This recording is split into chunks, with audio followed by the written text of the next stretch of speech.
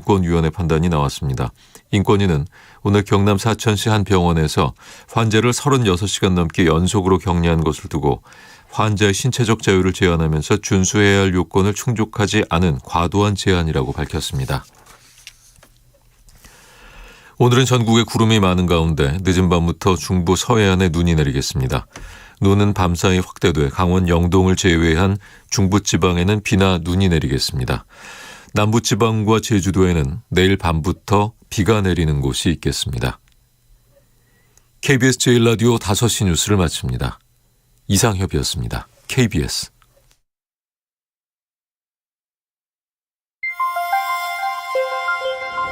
대한민국 중심 채널 KBS 1라디오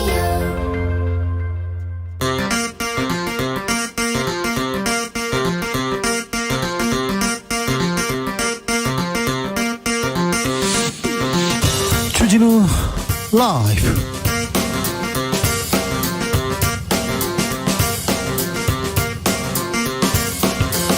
(2022년 12월 2일) 금요일입니다. 안녕하십니까, 주진우입니다.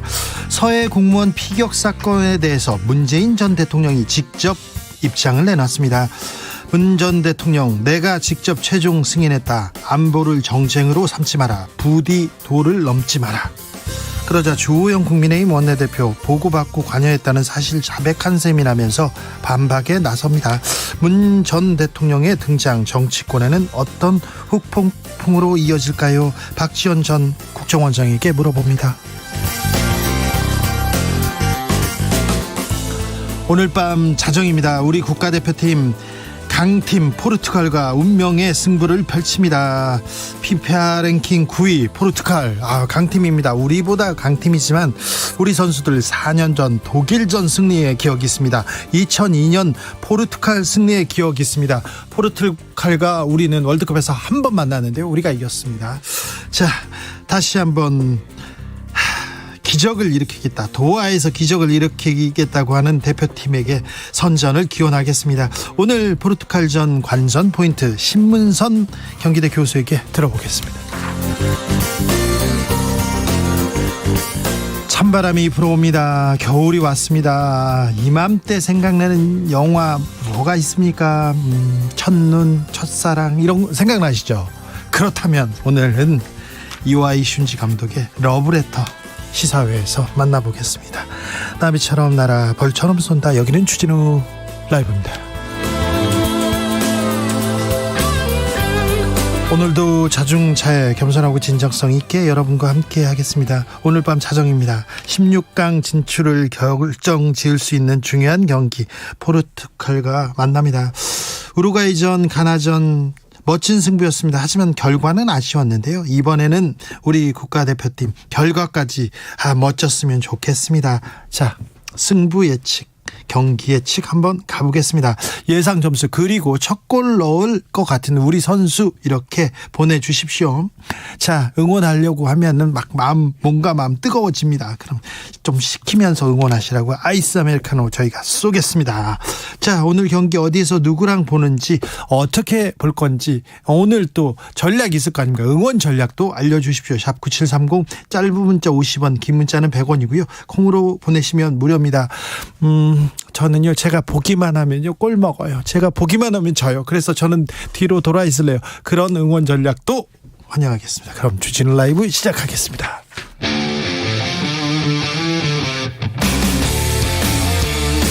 탐사보도 외길 인생 20년. 주 기자가 제일 싫어하는 것은?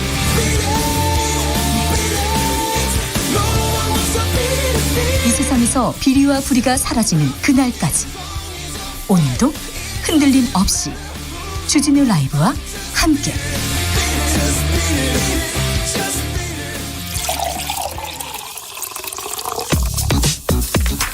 진짜 중요한 뉴스만 쭉 뽑아냈습니다. 추스. 정상근 기자, 어서 오세요. 안녕하십니까? 네, 첫 골은 누가 넣을 것 같습니까? 첫 골은 손흥민 선수가 넣을 것 같습니다. 그렇습니까? 네. 그리고 스코어는요? 3대0 예상합니다. 알겠습니다. 3대0. 네. 8대0에서 많이 소심해지셨네. 네. 알겠습니다. 오늘 밤 중요한 경기 있습니다. 포르투갈과 대결을 펼칩니다. 네, 오늘 밤 12시, 그러니까 토요일 0시에 우리나라가 포르투갈과 카타르 월드컵 H조 마지막 경기를 치릅니다. 네. 우리나라는 포르투갈을 이겨야 이 가나와 우루과이의 경기에 따라서 16강 진출을 바라볼 수 있습니다. 경우에서 다지지 말고 그냥 이기자고요. 멋진 승부 부탁드리겠습니다. 네. 오늘 관련해서 말씀드리면 그 포르투갈전을 앞두고 벌인 훈련이 공개가 됐는데요. 네. 벤투 감독과 선수들이 한데 모여 필승 의지를 다졌습니다. 벤투 감독은 이번 포르투갈 대표팀은 포르투갈 역사상 가장 강력한 팀이라면서도 그만큼 더 열심히 최선을 다할 것이라고 말했습니다. 자, 자세한 내용은 신문선 교수한테 물어보겠습니다. 네. 잘할 거예요. 네, 잘할 거니까 너무 걱정하지 말고요. 우리는 응원하고 있으면 됩니다. 지난달 물가가 또 5% 넘게 올랐네요. 네, 지난달 소비자 물가 상승률이 5%를 기록했습니다. 한 달 전보다 0.7%포인트 낮아졌는데요.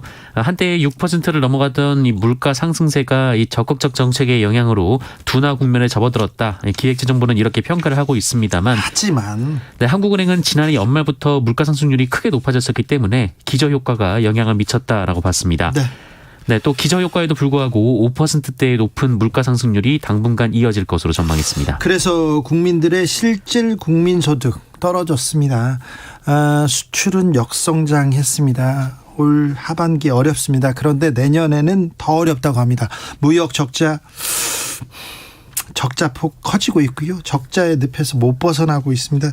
이런 부분에 대해서 더 신경 써야 되는데, 이런 부분에 대해서 더 대비를 내야 되는데 여기에 대한 대비책이 보이지 않습니다. 안타깝고요. 춥습니다. 파업은 어떻게 됩니까? 네, 화물연대를 향해 강공 모드를 이어가던 대통령실이 이번 주 주말까지는 업무 개시 명령을 추가로 내리지는 않을 것으로 보입니다.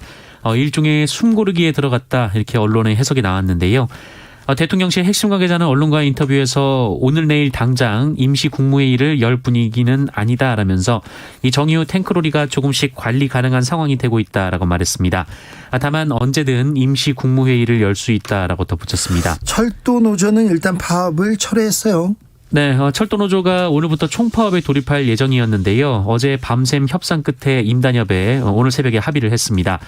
이에 따라 오늘 오전 9시부터 예고됐던 철도 총파업은 철회가 됐고요. 열차는 정상 운행됐습니다. 양측은 이어진 대화와 협상 끝에 합의를 했는데요. 합의안에는 임금 정액 인상, 안전 업무 인원 확충 등이 포함됐습니다. 오늘 예산안 처리 법정 시한입니다. 오늘까지 해야 되는데요. 본회의는 무산됐습니다. 네, 김진표 국회의장은 오늘 이 국회에 주어진 권한이자 책무를 이행하겠다라면서 오늘이 아닌 오는 8일과 9일 본회의를 개최하겠다라고 밝혔습니다. 김진표 의장은 예산안 법정 처리 시한을 지키지 못한 경우라도 모두 정기국회 회기 내에 예산을 처리했고 이번에도 정기국회 내에 처리돼야 한다라고 말했는데요. 오는 9일이 이 정기국회 마지막 날입니다. 그런데요, 이상민 장관 해임 건의안 그리고 예산안 심사, 여야의 이견 상당합니다. 네, 오늘 여야 원내대표가 예산안 처리를 위해 만났지만 합의는 불발됐습니다. 주호영 국민의 원내대표는 새 정부가 일할 수 있고 경제 위기에 예산이 불안 요소로 작용하지 않도록 협조해달라 민주당에게 요청을 했는데요. 박홍우 원내대표는 이 본회의를 개의하고 여야 간 예산 타결을 종용하는 게 마땅했다라고 밝혔습니다. 대통령실에서는 안전운임제 아예 없애야겠다, 이런 입장인 것 같습니다. 민주당에서는 개정 논의 시작했습니다. 네, 국회 국토교통위원회 소속 민주당 의원들이 오늘 단독으로 법안 소위를 개최해서 안전운임제 논의를 시작했습니다. 민주당은 관련 법안이 올해 말 일몰될 예정으로 한 달도 남지 않았기 때문에 더 이상 법안 심의를 늦출 수 없다라는 입장입니다. 여기에 화물연대 측도 참석을 했습니다. 민주당은 오늘 9일 한 차례 더 소위를 열고 개정안 심사를 이어가기로 했는데요.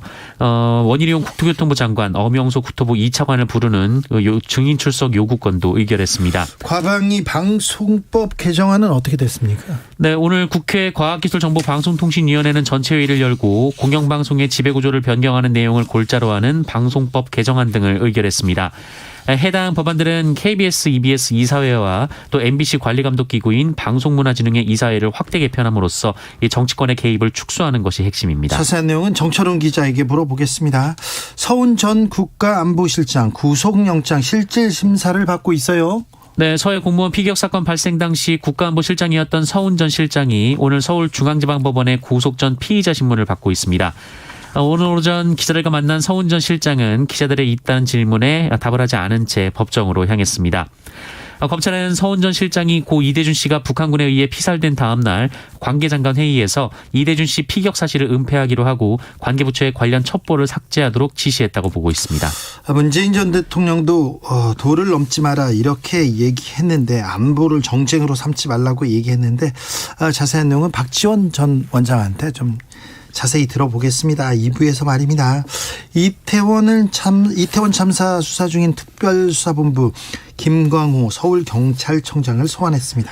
네, 경찰 특수부는 오늘 김광호 서울경찰청장을 피의자 신분으로 소환했습니다. 김광호 청장은 이태원 참사로 특수본에 입건된 경찰 간부 중 최고위직입니다. 특수부는 김광호 청장에게 참사를 처음 인지하고 보고받은 시점, 참사 직후 대처, 그리고 과정과 함께 할로윈 이전 이태원의 기동대 배치를 결정하지 않은 경위를 캐묻고 있다고 합니다. 또한 서울경찰청이 용산서로부터 기동대 투입을 요청받은 사실이 있는지도 확인 중입니다. 재벌 3세들이 마약 혐의 구속되고 기소됐네요. 네, 남양유업 효성그룹 창업주 손자 등 이 재벌가 3세들 그리고 유학생, 연예인들이 어울리며 상습적으로 마약을 유통하고 투약해온 사실이 검찰에 적발됐습니다. 남양유업 창업주 고 홍두영 명예회장의 차남의 자제인 홍모 씨는 올해 10월 이 대마를 유통하고 직접 소지 흡연한 혐의로 지난달 중순 구속 기소됐는데요. 액상 대마도 소지한 것으로 알려졌습니다. 네. 또한 범효성가 3세인 조모 씨는 올해 1월에서 11월 이 4차례에 걸쳐서 대마를 산 뒤 흡연한 혐의 등으로 오늘 불구속 기소가 됐습니다. 이번에 검찰에 적발된 이들 대부분은 해외 유학 시절에 처음으로 대마를 접한 뒤 귀국 후에도 끊지 못하고 수년간 흡연한 것으로 검찰은 주장하고 있습니다. 호기심으로 한번 피워봤어요. 이렇게 얘기해서 빠져나갈 수 있는지 모르지만 그럴 수 없어요. 대마 마약은요 같이 한 사람들 그리고 전달한 사람이 있거든요.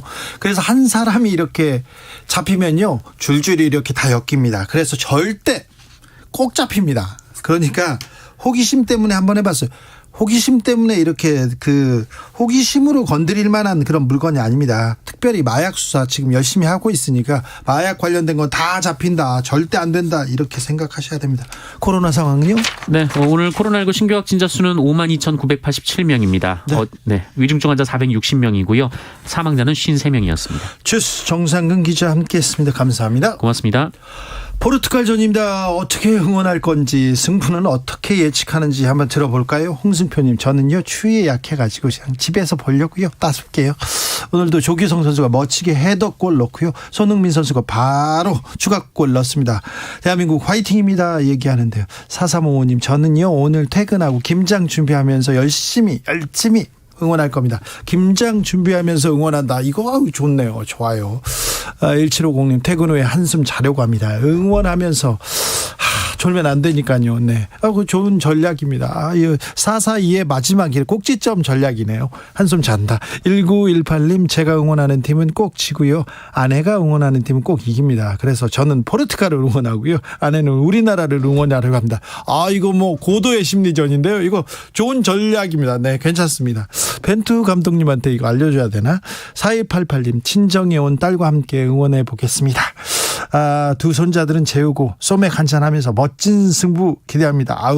딸과 소맥 한잔 네 좋습니다. 5176님 오늘 야간 경비 근무인데요. TV가 없어서 휴대폰으로 시청합니다.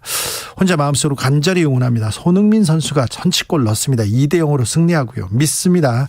8305님 2대1 승리합니다. 첫 골은 이강인 얘기하고요. 9193님 황희찬 오늘 해트트리고 3대0으로 이깁니다. 네. 배달은 밀려 있으니까 치킨은 직접 해 먹을 거예요 얘기하셨고요. 1892님 2대1로 이기고 조규성 선수 네, 첫 골 넣습니다. 1대0 이깁니다. 손흥민 선수가 넣습니다. 5대3으로 난타전입니다. 첫 골은 이강인입니다. 이강인 어시스트에 손흥민 골입니다. 0013님이 전망해 주셨습니다.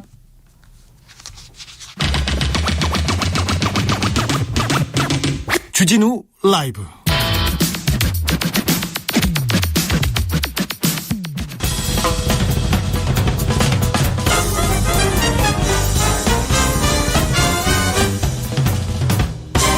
훅 인터뷰. 모두를 위한 모두를 향한 모두의 궁금증 훅 인터뷰. 오늘 밤 12시입니다. 우리나라 대표팀 포르투갈과 운명의 3차전을 치릅니다. 운명의 3차전, 결전 이런 얘기 많이 했었는데요.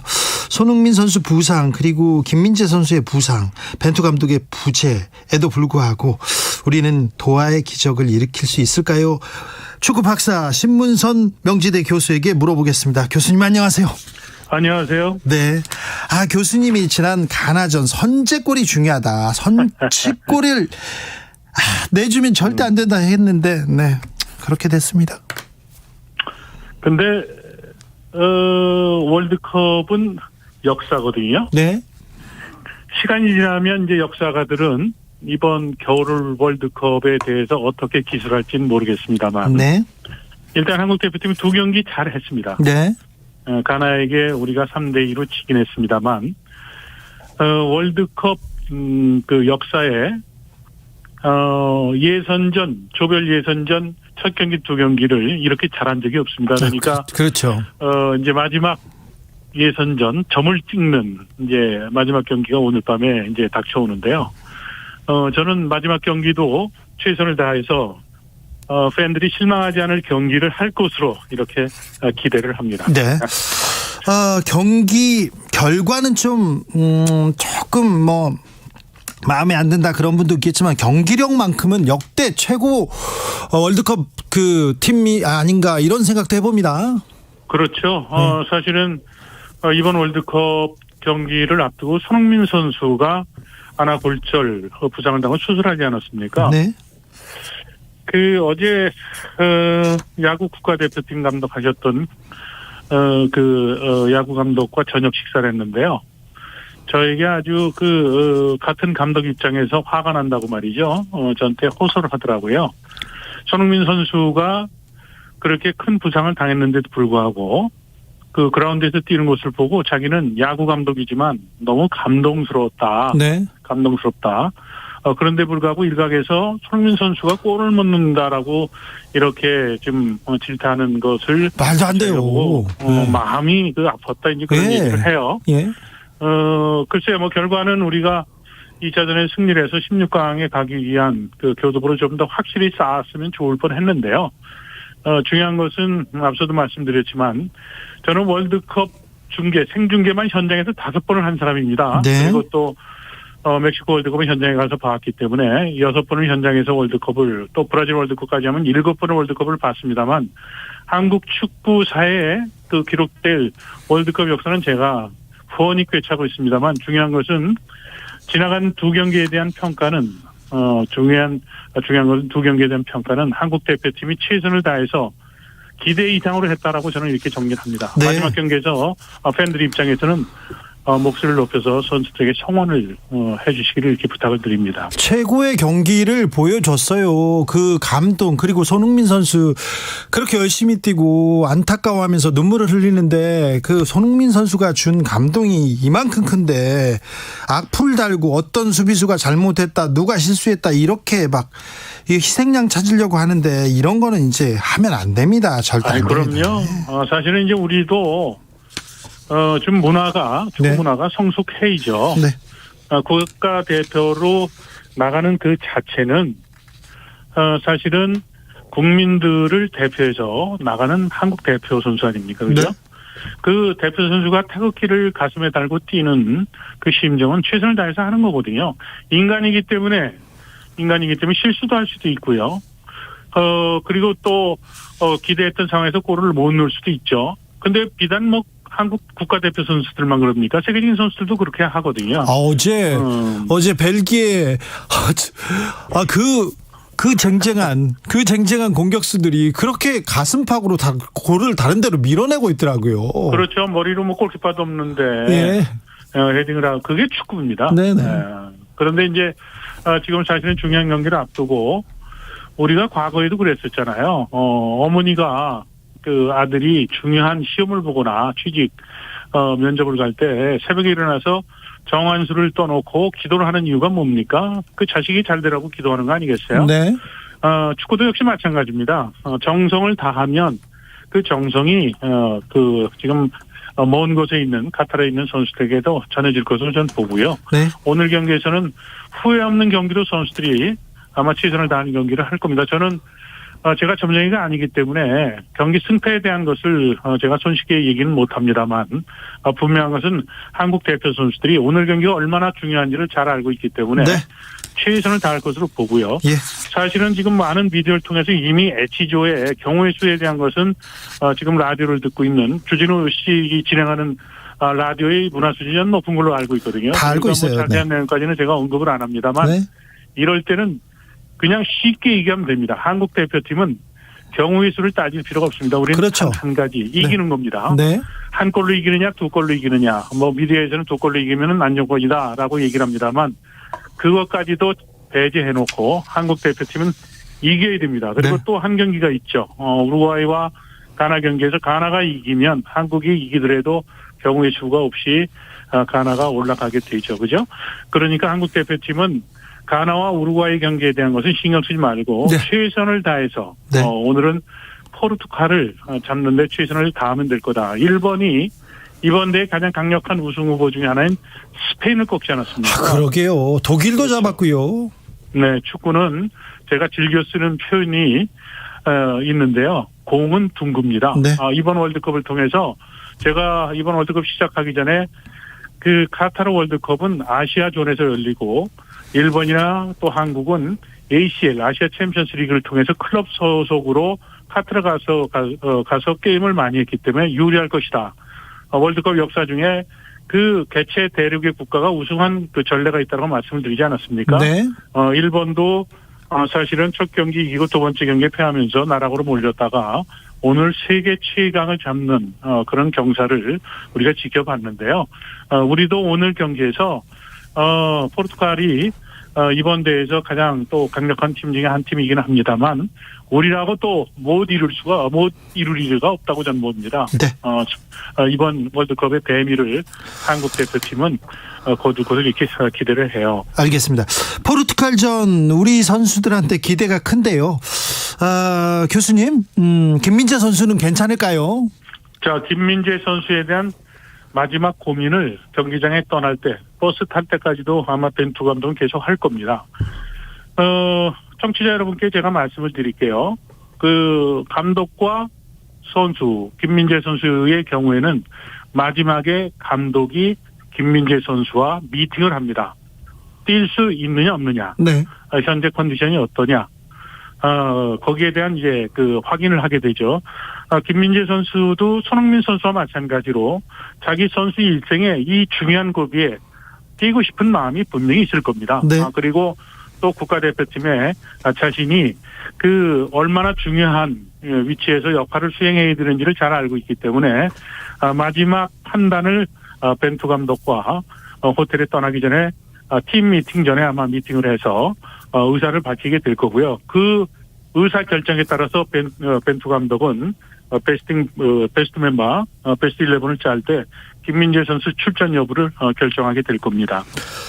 자, 우리 대표팀 마지막 경기, 예선 마지막 경기 항상 잘 싸웠어요. 잘했어요. 지난 그랬죠. 월드컵 때도 그랬고요. 네.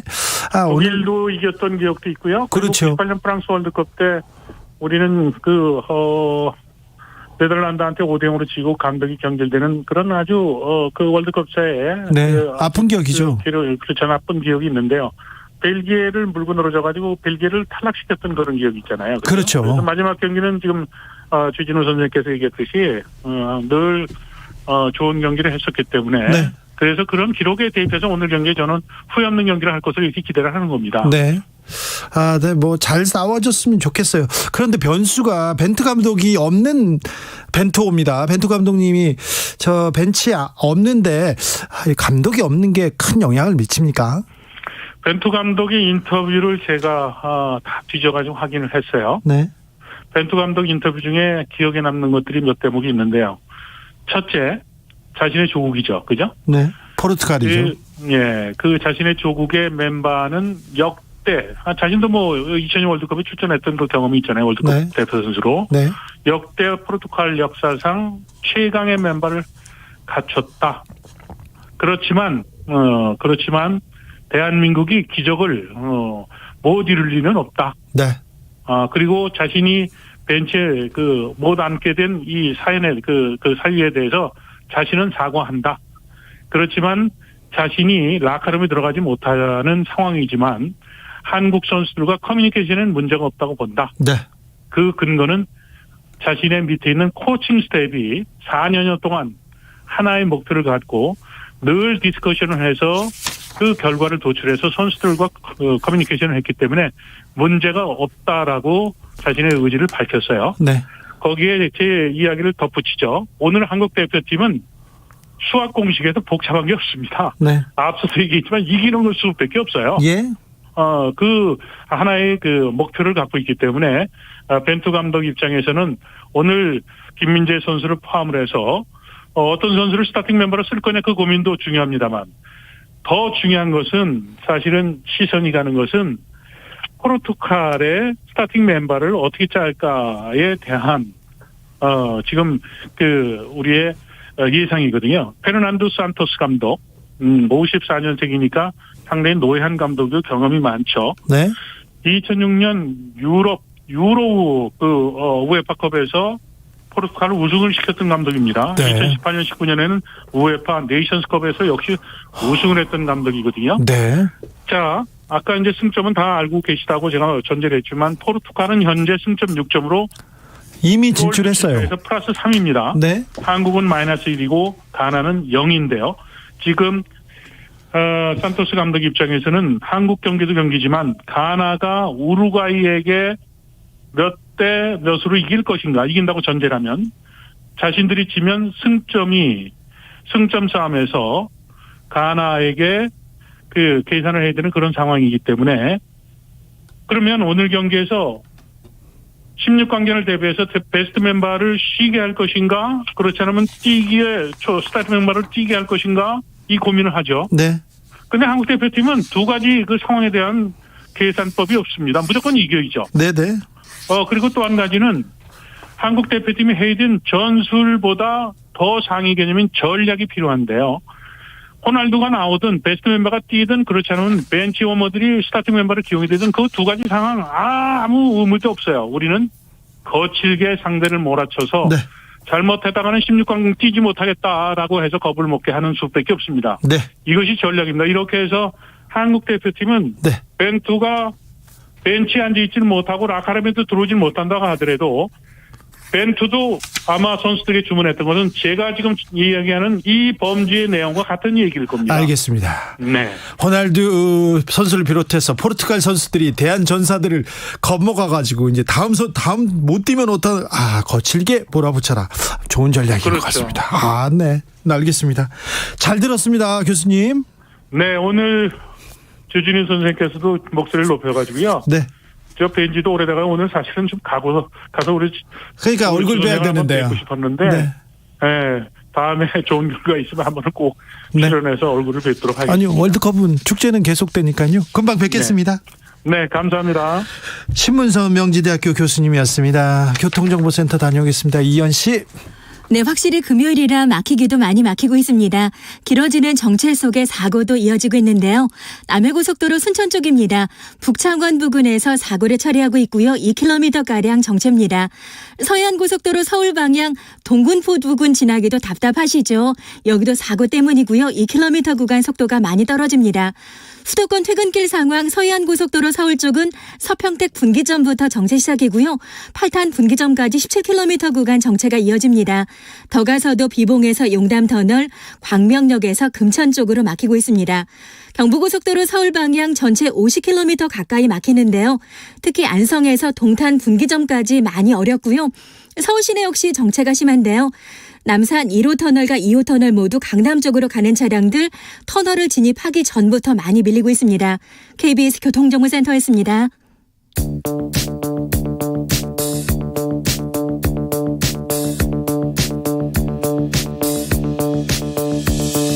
대한민국 정치의 새로운 100년을 준비한다. 21세기형 국회 싱크탱크입니다. 여의도 정치연구소. 정치권에 보냅니다. 정말 고급진 정치 컨설팅입니다. 자, 오늘은 뜨겁게 이제 앞으로 더 새롭게 분석해 봅니다. 자, 새로운 조합입니다. 이재정 더불어민주당 여성위원장 모셨습니다. 안녕하세요. 높은 네. 사람 되셨어요? 외교통일위원회 간사입니다. 알겠어요. 네. 네. 김용남 전 의원 오셨습니다. 네, 안녕하세요. 김용남입니다. 낙선했네. 아유, 김용남은 될 줄 알았는데. 아니, 뭐, 한두 번 낙선한 게 아니라 괜찮아요. 그러면요. 자, 네. 호기심 전국 김용남 의원 오셨습니다. 두 분과 대한민국 정치에 대해서 조금 비전을 우리가 미래를 좀 만들어 보는 그런 토론 이어갔으면 좋겠습니다. 그런 네, 동의합니다. 싱크탱크 오늘부터 발진하겠습니다. 여러분도 주목하셔도 기대하셔도 됩니다. 참 그런데요. 이태원 참사 한 달 넘었는데 국정조사 하기로 했는데 네. 국정조사 하는 겁니까? 계속해서 지금 이상민 장관 해임 건의안 얘기만 하고 있는데 왜 이렇게 안 하려고 합니까? 국민의힘은 안 하려고 한 게 아니고 더불어민주당에서 국정조사를 요구를 했죠. 네. 그러면서 국정조사가 필요한 이유가 진상규명이 필요하다. 지금 특별수사본부에서 수사가 진행 중이지만 그 결과를 믿을 수 없으니 국회에서 국정조사를 통해서 진상규명을 해보자고 했어요. 그래서 주호영 국민의힘 원내대표가 합의를 했죠. 그래서 45일 동안 국정조사를 하기로 했어요. 하기로 했는데 왜 안 해요? 하기로 했는데 민주당이 그걸 깨버린 거죠. 민주당이 왜냐하면 아니 그러면 적어도 행안부 장관에 대한 해임 건의안을 내려면 국정조사를 하고 그 결과가 나와서 이런 부분에 있어서 책임을 져야 하니 장관 물러나라. 이게 논리적이잖아요. 근데 이렇게 덮어놓고 45일 동안 국정조사를 하기로 해놓고 국정조사 시작하자마자 장관 해임 건의안을 낼 거면 이렇게 덮어놓고 물러나라고 할 거면 네. 뭐 하려고 국정조사를 하자고 그랬어요. 국정조사가 물러나지 않는 이상민 장관을 물러나게 하기 위한 목적만으로 존재했을까요? 지금 국정조사가 왜 발동됐는지 국민이 요구하는 게 뭔지를 너무 모르고 있는 것 같아요. 이상민 장관은요. 이 사건 발발하자마자 사표 딱 던지고 제가 할 수 있는 일만 하고 저는 여기에 정말 무한한 책임감을 느낍니다 하고 시작했어야 되는 분입니다. 유사한 사건들에서 그러지 않았던 장관님 손에 꼽을 겁니다. 그게 책임지는 정치인의 태도입니다. 장관님은 정치인이죠. 대통령도 사과 얼마나 늦었어요. 예전에 노무현 대통령은요. 비가 와도 걱정, 비가 안 와도 걱정. 9시 뉴스만 보면 모든 사건들이 내 탓인 것 같다라고 얘기합니다. 그게 마땅한 태도 아닙니까? 저 국회의원인데 제가 당일 그랬어요. 우리 국민들께 죄송하다 그랬어요. 저는 죄송하다는 말이 나오는데 대통령 입에서는 도무지 들을 수 없었던 말이 죄송하다인데 그러니까 기어이 이상민 장관님은 이렇게 버티십니다. 이것도 가짜 뉴스죠. 사실은 윤석열 대통령이 여러 차례에 차례는 아니죠. 한참 걸렸죠. 사과를 했고 한참 걸렸죠. 종교 집회도 뭐 천주교 또 교회 또 불교도 가서 사과를 여러 차례 했습니다. 그때까지 시간이 얼마나 걸렸는지. 그게 뭐 며칠 걸렸다고요. 아니죠. 이상민 장관에 대해서 정치적 책임이 없다? 저도 그렇게 전혀 생각하지 않아요. 장관은 정치적 책임을 지는 자리죠. 그렇죠. 당연히 져야죠. 근데 의원님 같았으면 바로 그렇게 했겠죠? 전 그러셨을 것 같아. 근데 이 참사가 벌어지고 바로 사퇴하고 장관 그만두면 이상민 장관은 오히려 뭐 표현은 좀 그렇습니다만 개인적으로는 더 홀가분할 수 있겠죠. 근데 장관은 그런 자리가 아니거든요. 네. 그러니까 수습을 하고 그거에 대해서 다시는 이런 일이 벌어지지 않도록 제도 개선책까지 내놓거나 아니면 적어도 진상규명이 끝난 다음에 그래서 적어도 사퇴 시점은 특별수사본부의 수사 결과가 나온 다음에 국민께 그 보고를 드린 다음에 이루어져야 돼요. 네, 제가 아까 뭐라 그랬습니까? 시나리오 말씀드렸잖아요. 제가 보니까 우리가 국정조사 기대했던. 합의해놓고 갑자기 장관 회의만 낸 이유는 사실은 이태원 참사와는 달리 더불어민주당이 매우 정치적인 이유 때문에 저렇게 해임 건의안을 갑자기 낸 것 같아요. 그러니까 이재명 대표에 대한 수사가 진행되고 측근들이 또 이제는 진실을 얘기하기 시작하고 뭐 정진상 실장까지 구속되니까 기승전 이재명이야. 무리한 해임 건의안을 우리 낸 정치가 거죠. 그렇게 논리적으로 단순하지 전혀 않아요. 맞지 않아요. 이거는 국정조사를 요구한 거하고는. 네. 어제 유가족분들이 무릎을 꿇고 사정하시는데 정말 내 아들 죽었을 때 나도 죽었다라고 하는 그 목소리가 안 들렸는지 묻고 싶습니다. 제가 아까 시나리오 말씀드렸잖아요. 통상 국민이 기대하는 거는 저는 진짜 무한한 책임감을 느낍니다 하고 사표 던져놓고 그럼에도 불구하고 할 일을 할 때까지 하는 모습은 사표를 전제로 하고 움직여도 국민은 정부를 신뢰를 못하는 상황이었어요. 그런데 자리를 막 진짜 껌딱지 붙여놓은 것처럼 평생 그 자리에 있을 것처럼 국민하고 싸우고 있는 게 지금 이상민 장관이고 윤석열 대통령이에요. 심지어 뭐 어깨 툭툭 친 것 가지고도 얼마나 많은 상처를 입었는지 몰라요. 대통령이란 자리 숨 한숨도 들숨 날숨 박자 바뀌어가면서 쉬는 것도 혹시나 국민이 오해할까 조심해야 되는 자리입니다. 그런 자리에서 대통령이 액션 하나로 국민에게 상처 주고 그렇게 기어이 이상민 지키기를 하고 있다는 인상을 준 마당에 국조하고 연계를 시키지 마세요. 이미 무수히 야당에서는 제기하고 있었던 문제입니다. 이재정 의원님 너무 좀 네? 들숨 날숨까지 거기까지 신경 써야 됩니까? 저는 그 자리가 그렇기 때문에 아직 저는 대통령에 출마 안 했습니다. 문재인 정부 무거운 자리입니다. 시절에도 이런저런 사고가 많았고 특히 요양병원에 화재가 나서 요양병원에 전혀 거동도 못하던 분들이 그냥 그대로 화마를 입고 수십 명이 사망한 사건도 있었어요. 물론 그런 사고를 예방하기 위해서 정부가 최선의 노력을 해야 되고 그런 사고가 일어날 때마다 재발 방지책을 내놔야 되겠습니다만 그때 야당이던 국민의힘이 지금 이태원 참사를 야당인 더불어민주당이 이렇게 정치적으로 이용하지는 않았어요. 적어도 그러니까 지금 재난의 정치화라는 얘기를 들을 수밖에 없는 겁니다. 재난의 근데 정치화라는 매번 그래요. 얘기 세월호 사건 때 그 공방하셨고요. 그리고 지금 이번 사고 이태원 참사에서 그 말씀 계속 하시는데요. 자, 두 가지 사건을 딱 보면 좀 중첩되는 게 있는 것 같지 않습니까? 통상의 그 사고들 물론 어떤 희생자의 참사 희생자의 생명 하나 소중하지 않고 안타깝지 않은 상황 없습니다. 다 인재고 또 책임져야 할 분들이 책임져야 하지만 지금 유독 재난을 정치화시켰다라고는 그 두 사건들은요.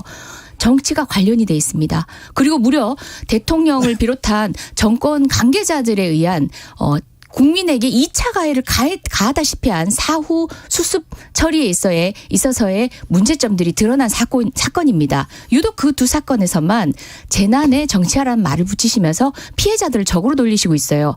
최소한 좋습니다. 다 좋습니다. 어제 유가족이 등장한 그곳에는 국민의 대표라면은 국민의힘이라면 나와 계셨어야죠. 여당이라면 나와 있었어야죠. 자, 몇몇 정치화된 유가족이 그 자리에 있었습니까?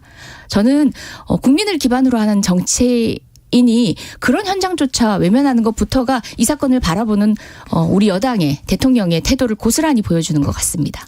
그러니까 세월호 사건도 그렇고 이태원 참사도 그렇고 사고 원인에 있어서의 어떤 정치적인 이유나 정치적인 동기는 전혀 없어요. 근데 더불어민주당이 매번 그거를 어떤 뭐 괴설도 만들어내고 거짓말을 양산해 나가면서 여론을 호도하고 정치적으로 이용하려는 거죠. 이거는 아무리 정치가 상대방을 쓰러뜨리고 승리를 쟁취하기 위한 거라고 하지만 이재정 의원한테 30초 드립니다. 근데 이것만 한번 물어봅시다. 저도 30초 안 쓰겠습니다. 그럼 어제 그 유가족들은 정치권에 이용당해서 그 자리에 오셨습니까? 그 자리만큼은 나서서 손 잡아주시고 말씀 들어야 하지 않았을까요? 자, 여기까지 이태원 참사 얘기는 여기까지 하겠고요. 네, 넘어가겠습니다.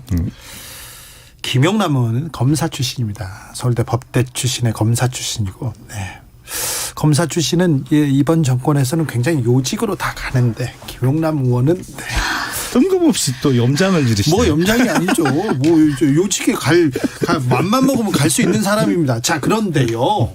자, 국민의힘 지도부 부르기 전에 윤핵관 부부 동반으로 사저만찬 어떻게 생각하십니까? 부적절해 보이죠? 근데 그거보다 더 큰 문제가 있어요. 뭐죠? 그게 왜 알려지죠? 그거 누군가 얘기했잖아요. 그러니까 소위 윤핵관으로 불리우는 멤버 중에 적어도 일부는 정말 핵관은 아닌 거예요. 아, 그래요? 문제의 본질이 또 글로 튀나요? 그러니까 이 사건을 바라보는 코멘트가 글로 갈지 몰랐네. 그전에도 그런 일은 종종 있어요. 사실은 대통령이 관저에 그전에 이제 청와대 관저 가 더 깊숙한 데 있었잖아요. 네네. 뭐 청와대 그 영역 중에 가장 안쪽에 깊숙한 곳에 자리하고 있었는데 그 관저에 가끔 대통령이 부르죠. 불러서 저녁 먹습니다. 네. 이런저런 얘기를 해요. 그러면서 뭐 여론도 전달받고 해요. 네. 하지만 그 얘기는 알려지지 않아요. 그렇죠. 적어도 한참 지난 후에 그게 보도 가치가 거의 없어졌을 때 알려지는 경우도 있어요. 그러니까 그게 뭐 그때 가서 뉴스거리가 안 돼요. 뭐 자, 그런데 네. 문제는 뭐냐면 이번 한남동 관저 만찬은 알려진 게 관점이 문제인가요? 사차 아니고 관저였죠. 예, 죄송합니다. 바로 알려졌어요. 그게 왜냐하면 제가 보기에 그 이유는 핵심 관계자가 아닌 그러니까 그거를 외부에 발설하면서 본인의 어떤 존재감 내지는 과시를 해야 되는 그럴 필요가 있는 근데 그게 필요한 사람이면 정작 핵심 관계자가 아니죠. 예. 지금 이 사건에 대해서도 언론이 문제 제기를 하고 국민이 관심을 갖는 이유는요. 소위 윤핵관이라고 불리우는 사람들에 있어서 플로어 정치 다시 얘기해서 원내 정치까지 관여를 하고 원내 지도부의 판단이 번복이 되고 하는 여러 가지 과정들을 보면서 이 대통령 측근 정치가 의회주의마저 무너뜨리고 또 대통령이 그 안에 둘러싸여서 구중궁궐에서 국민의 삶을 위한 정치는 관심이 없다. 이런 우려들이 있는 상황에서 공식적인 어떤 지도부보다 먼저 만찬을 했다는 게 중요한 건데 지금 우리 김영란 전 의원님께서 말씀하시는 거는 우리 대통령이 윤핵관을 엄선을 하지 못한 것 같다. 이게 지금 이 사건의 본질은 아니지 않습니까? 정말 후도하시네. 그중에 남의 얘기를 그러니까 그렇게 그 코멘트밖에 마음대로 없는 거죠. 해석을 하시는 아니, 법이 어디 있어요? 물론 그걸 선에서 얘기하면 윤핵관이라는 게 없다 이 얘기를 하고 싶은 것 같지만 실질적으로 그것도 뭐 자기 마음대로 해석하시네. 그러니까 특정인을 공식적인 지도부보다 먼저 부른다는 것 때문에 지금 문제를 지적하는 거잖아요. 그 점에 대해서 하실 답변은 아니었던 것 같아서 저도 제 차 듣고 싶습니다. 아니 그러니까 자기하고 친한 사람 편하게 밥 먹을 수 있는 사람 부를 수 있어요. 근데 그리고 왜 그런 지금이냐는 자리가 거죠. 그 나쁘다고 저는 시간이냐는 생각을 거죠. 안 해요. 왜냐하면 대통령이라는 자리가 워낙 고독하고 외로운 자리라서 저는 끝까지 동의하는데 잠깐만요. 왜 취임하고 되도록이면 여러 경로로 다양한 사람을 만나서 그게 정치권의 사람이든 아니면 뭐 고위 공무원이든 아니면 정말 관직에 없는 사람이든 불러서 밥 먹고 얘기 듣는 거는 필요하고 그걸 비난할 수는 없어요. 그럼요. 근데 그걸 동의한다니까요. 문제는 뭐냐면 모양새가 말씀하신 대로 당 지도부하고 만찬을 갖기 직전에 소위 윤핵관이라는 사람들을 불러서 밥을 먹었다. 거기서 먼저 논의가 됐다라는 게 이제 뉴스거리가 되고 말이 만들어지는 거잖아요. 근데 제가 제기하는 문제점은 이게 너무 쉽게 너무 빨리 알려진다는 거죠. 그러니까 이거는 제가 보기엔 진짜 핵심 관계자가 아닌 사람이 끼어 있는 거예요. 자기 심자랑을 해야 될 필요가 있는 사람이 그중에 누군가는 끼어 있어서 바로바로 이게 얘기가 퍼져 나가는 겁니다. 윤핵관이든 윤핵관을 뭐 호소당한 사람이든 윤핵관을 가장한 사람이든 윤핵관인 게 정말 기뻐서 그렇게 과시하고 싶은 사람이든 누구든 간에 그 사람을 특정해낼 수 있고 그 사람을 공적인 지도부보다 먼저 불러 어떤 이야기를 나누고 논의를 이어간다는 것 자체가 우려스러운 지점이죠. 그러게요. 또 그 관저 만찬 다음에 바로 이렇게 당권 경쟁 언제 이렇게 하냐 이런 시기까지 나오는 걸 보는데 줄을 서시오 이렇게 읽힙니다. 이런 분도 있습니다. 야당 지도부 만나긴 만나야죠. 김영남 의원님. 근데 지금 이재명 민주당 대표는 워낙 특수한 상황이죠. 역대 야당 대표 중에 특수하다뇨. 이런 경우가 없었는데 사실상 수사를 받고 있는 피의자잖아요. 그것도 심각한 범죄에 연루된 피의자잖아요. 그럼 만나면 안 됩니까? 글쎄요. 근데 그게 지금 수사기관에 뭐 내일 소환이 될지 뭐 다음 달에 소환이 될지 모르는 상황에서 또 그런 분하고 국정을 논의한다는 것도 또 이상하게 보여요. 이거 심각한 말씀인데요. 야당 대표입니다. 사실상 피의자라는 그런 모호한 말을 하지 마십시오. 아니, 뿐만 피의자는 아니라 피의자라고 그래야죠. 그렇게 따지면은 네. 김건희 여사 피의자셨는데 어떻게 취임식장에 우리 윤 대통령 권위에 누가 되게 함께 하셨습니까? 이렇게 얘기하면 이게 말이 됩니까? 말이 안 되니까 그런 말은 안 했습니다. 그와 같은 방식으로 어쨌든 간에 선거를 통해서 그리고 당원들의 의사를 통해서 대표성을 띠고 있는 정치의 90점입니다. 저희도 그런 의미에서 김건희 여사도 존중해 드리는 거잖아요. 숱한 의혹에도 불구하고 그리고 수사가 정말 어떤 방식으로 정말 우리가 납득할 수 없는 방식으로 흘러가는 국면에서 비판은 차치하고라도 그거 가지고 김건희 여사의 공식 업무 수행을 뭐라 그러지 않습니다. 야당을 협치의 대상으로 보고 있지 않다라는 것을 공언하는 것에 다름 아닌 말인 것 같아서 저는 방금 너무나 충격을 받았습니다. 더불어민주당이 그게 김건희 대통령의 여사를 인식인가요? 존중했다는 얘기는 무슨 사실에 기반한 건지 전혀 이해하기는 어렵습니다만 같은 취지라면 지금 취임식에 등장하셔서는 안 됐던 거죠. 하지만 그렇게 얘기하지 않지 않았습니까? 그러니까 수준이 있는 겁니다.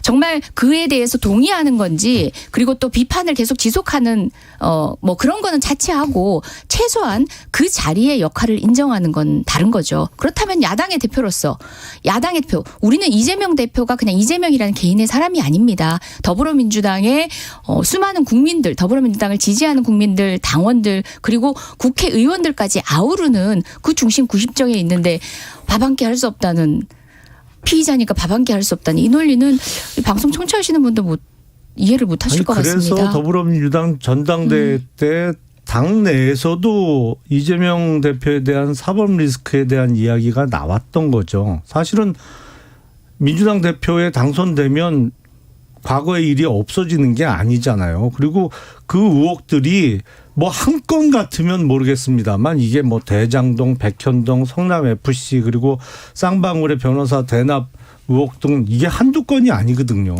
그러니까 진짜 기승전 이재명이네요. 역대 대통령이 야당 대표 만나서 소위 얘기하는 옛날식 표현으로 따지면 영수회담 다 했었죠. 근데 이런 형태의 이런 상황에 놓인 야당 대표는 역대 어느 누구도 없었거든요. 지금 대통령의 인식과 대통령실이나 정부 여당의 인식이 지금 김용남 의원하고 거의 비슷하죠.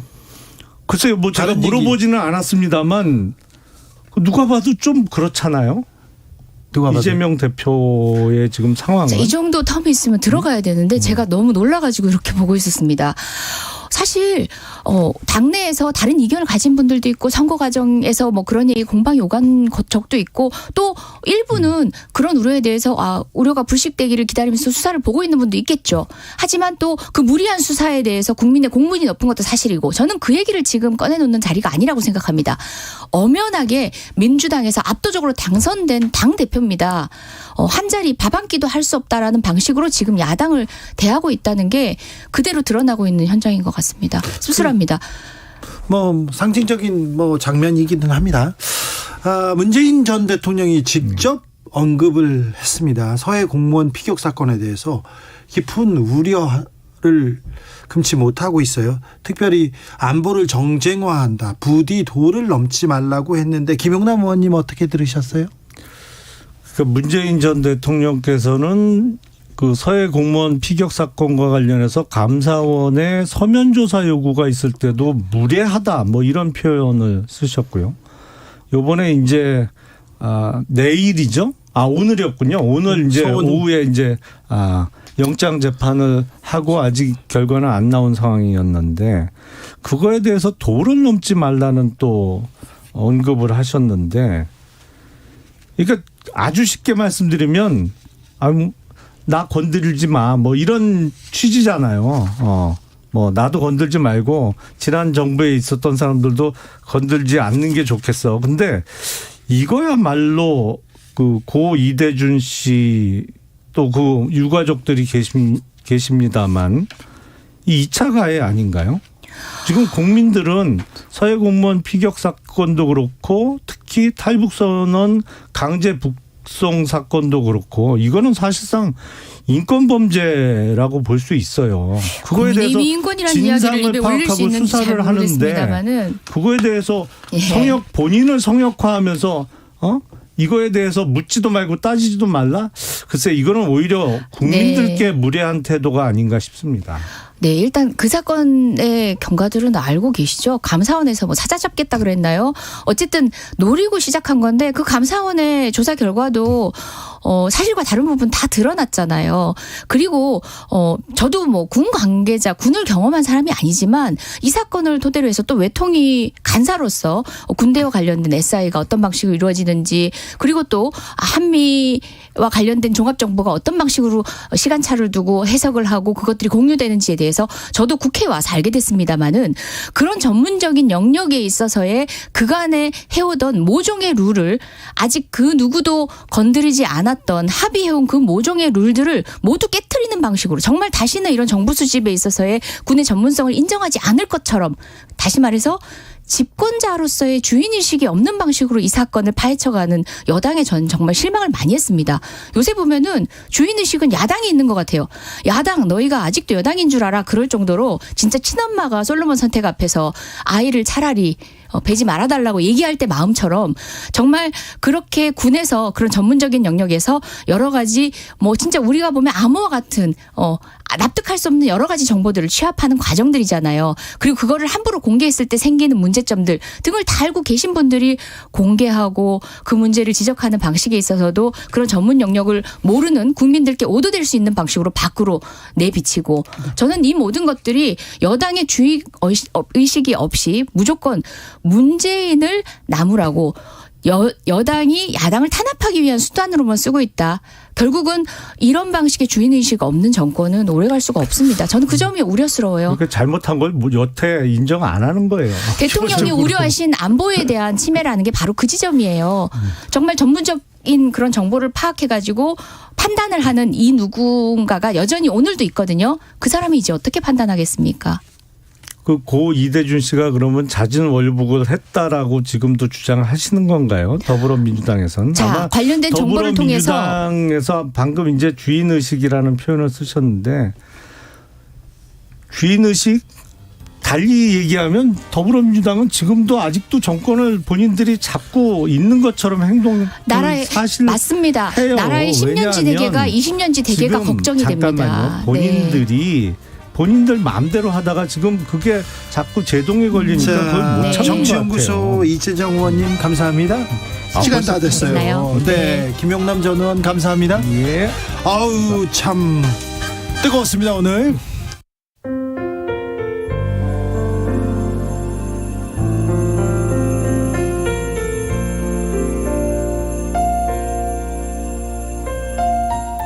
KBS 라디오 연중기획 희망충전 대한민국 510번째 이야기. 안녕하세요. 아나운서 이현주입니다. 초등학교 3학년 오성이는 생후 100일에 갑작스레 할머니 댁에 맡겨졌습니다. 그 후로 아빠와 엄마는 한 번도 얼굴을 내비치지 않았는데요. 할머니는 행여나 손자 얼굴에 그늘이 생길까봐 항상 노심초사하며 살았습니다. 다행히 오성이는 언제나 밝은 모습으로 주변 사람들을 웃게 만듭니다. 얼마 전에는 미술대회에서 상을 받아오기도 했는데요. 할머니는 기쁘면서도 내심 속이 상합니다. 좋아하는 그림을 더 잘 그릴 수 있게 미술학원에 보내주고 싶지만 지금의 형편으론 그럴 수 없기 때문입니다. 괜찮다고 웃어 보이는 오성이를 보면서 마음이 더 아픈 할머니. 오성이와 할머니가 희망을 잃지 않도록 여러분이 따뜻한 마음을 전해주세요. 여러분의 따뜻한 손길이 희망의 빛이 됩니다. ARS 060-700-1580 060-700-1580 한 통화 3,000원으로 희망을 선물해주세요. KBS 라디오 연중기획 희망충전 대한민국은 초록우산 어린이재단, 인탑스 주식회사, 그리고 청취자 여러분과 함께합니다. ARS 060-700-1580 한 통화 3,000원입니다.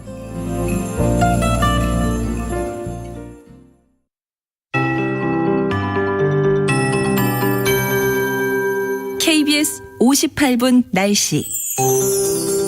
오늘은 어제보다 낮 기온이 2도에서 5도 정도 오르면서 추위가 조금 누그러졌습니다. 그래도 오늘 밤에 거리 응원을 가신다면 옷차림을 따뜻하게 하셔야겠는데요. 해가 지면서 다시 기온이 떨어져 자정 무렵에 서울의 기온은 영하 1도를 보이겠고요. 체감 온도는 영하 4도 정도가 예상됩니다. 또 새벽부터는 중부지방을 중심으로 눈도 내리겠습니다. 내일 낮까지 경기 북부에 2에서 7cm, 강원 내륙과 산지에는 1에서 5cm, 서울과 경기 남부 동부 지역에는 1에서 3cm, 인천과 경기 남서부 지역에는 1cm 미만의 눈이 내려 쌓일 전망이어서 눈길과 빙판을 주의하셔야겠습니다. 또 내일 밤부터 모레 새벽 사이에는 남해안과 제주도를 중심으로 비가 조금 오겠습니다. 한편 동해안 지역은 대기가 매우 건조해서 건조특보가 발효 중이니까요. 불조심하시기 바랍니다. 내일은 온화한 남서풍이 불어오며 오늘보다 기온이 올라서 추위가 잠시 누그러지겠습니다. 아침 기온은 서울 0도, 대전 영하 1도, 대구 영하 2도 등으로 오늘보다 1도에서 6도 정도 높겠고요. 낮 기온도 오늘보다 5도 안팎 높겠는데요. 하지만 모레 일요일에는 서울의 아침 기온이 영하 7도까지 떨어지는 등 다시 강한 추위가 찾아오겠습니다. 현재 서울의 기온은 0.5도입니다. 송소진입니다.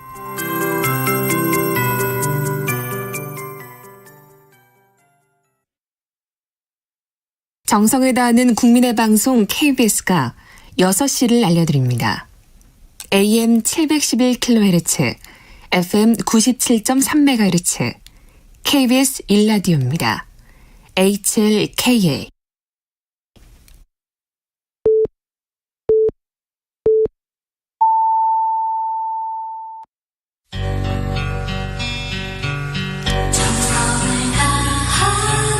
정성을 다하는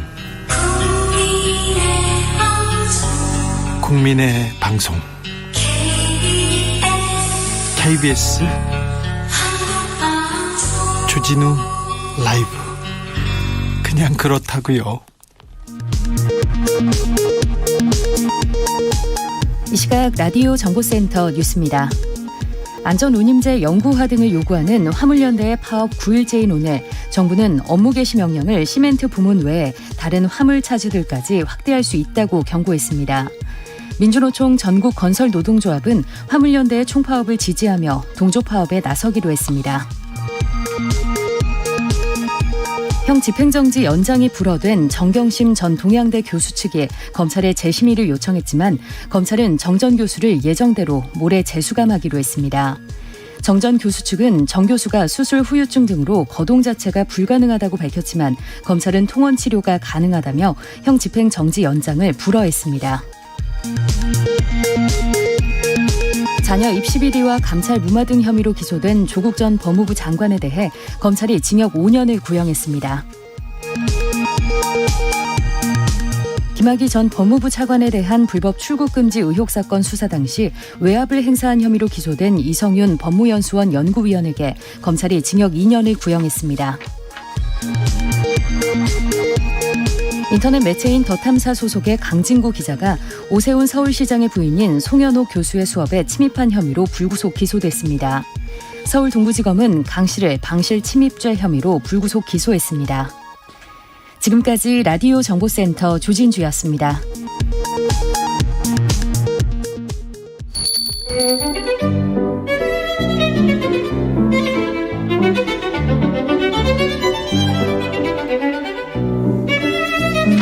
어서 오십시오. 고품격 정치 토크의 세계에 오신 여러분 환영합니다.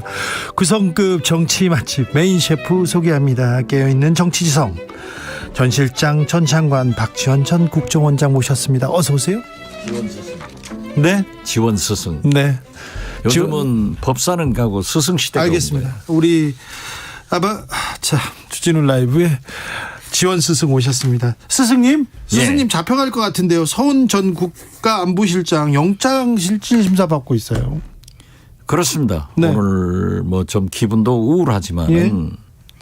문재인 대통령께서 적기에 좋은 말씀을 잘 하셨더라고요. 그런데 거기에서 딱 들어오는 게 남북 문제를 정쟁의 대상으로 삼느냐. 네. 이게 김대중 대통령이 대북 선거할 때 똑같은 말씀을 하셨어요. 네. 그리고 역시 도를 넘지 마라. 월북이 아니라는 것을 증거를 대봐라. 지금 월북 아니라는 거 아니에요. 네. 이대준 씨가. 거기에 뭐가 있느냐. 그걸 내봐라. 하기 때문에 오늘 물론 사법부의 결정을 저는 따릅니다. 네. 검찰에 대해서는 불만을 갖지만은 제가 우리 한국 의정사상 가장 오랫동안 법사위원을 했을 거예요. 네. 그래서 나는 사법부의 독립을 위해서 상당한 역할을 했다고 자부를 하는데 사법부에서 판단하겠죠. 네.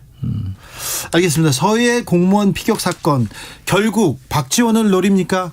아니면 문재인 전 대통령을 노립니까? 문재인 대통령이죠. 그래요? 네, 저는 제가 몇 번을 얘기하잖아요. 윤석열 정권에서는 문재인, 용공, 이재명 비리 이렇게 해서 진보 좌파 정치인들을 또 민노총 그리고 좌파 언론을 척결해 버리겠다. 네. 그 일환으로 지금 가고 있는 것 아니에요. 아, 그렇습니까? 네. 박지원도 노립니까? 박지원 노리죠. 네, 그렇습니다. 그렇지만 저는 한 게 없어요. 그래요?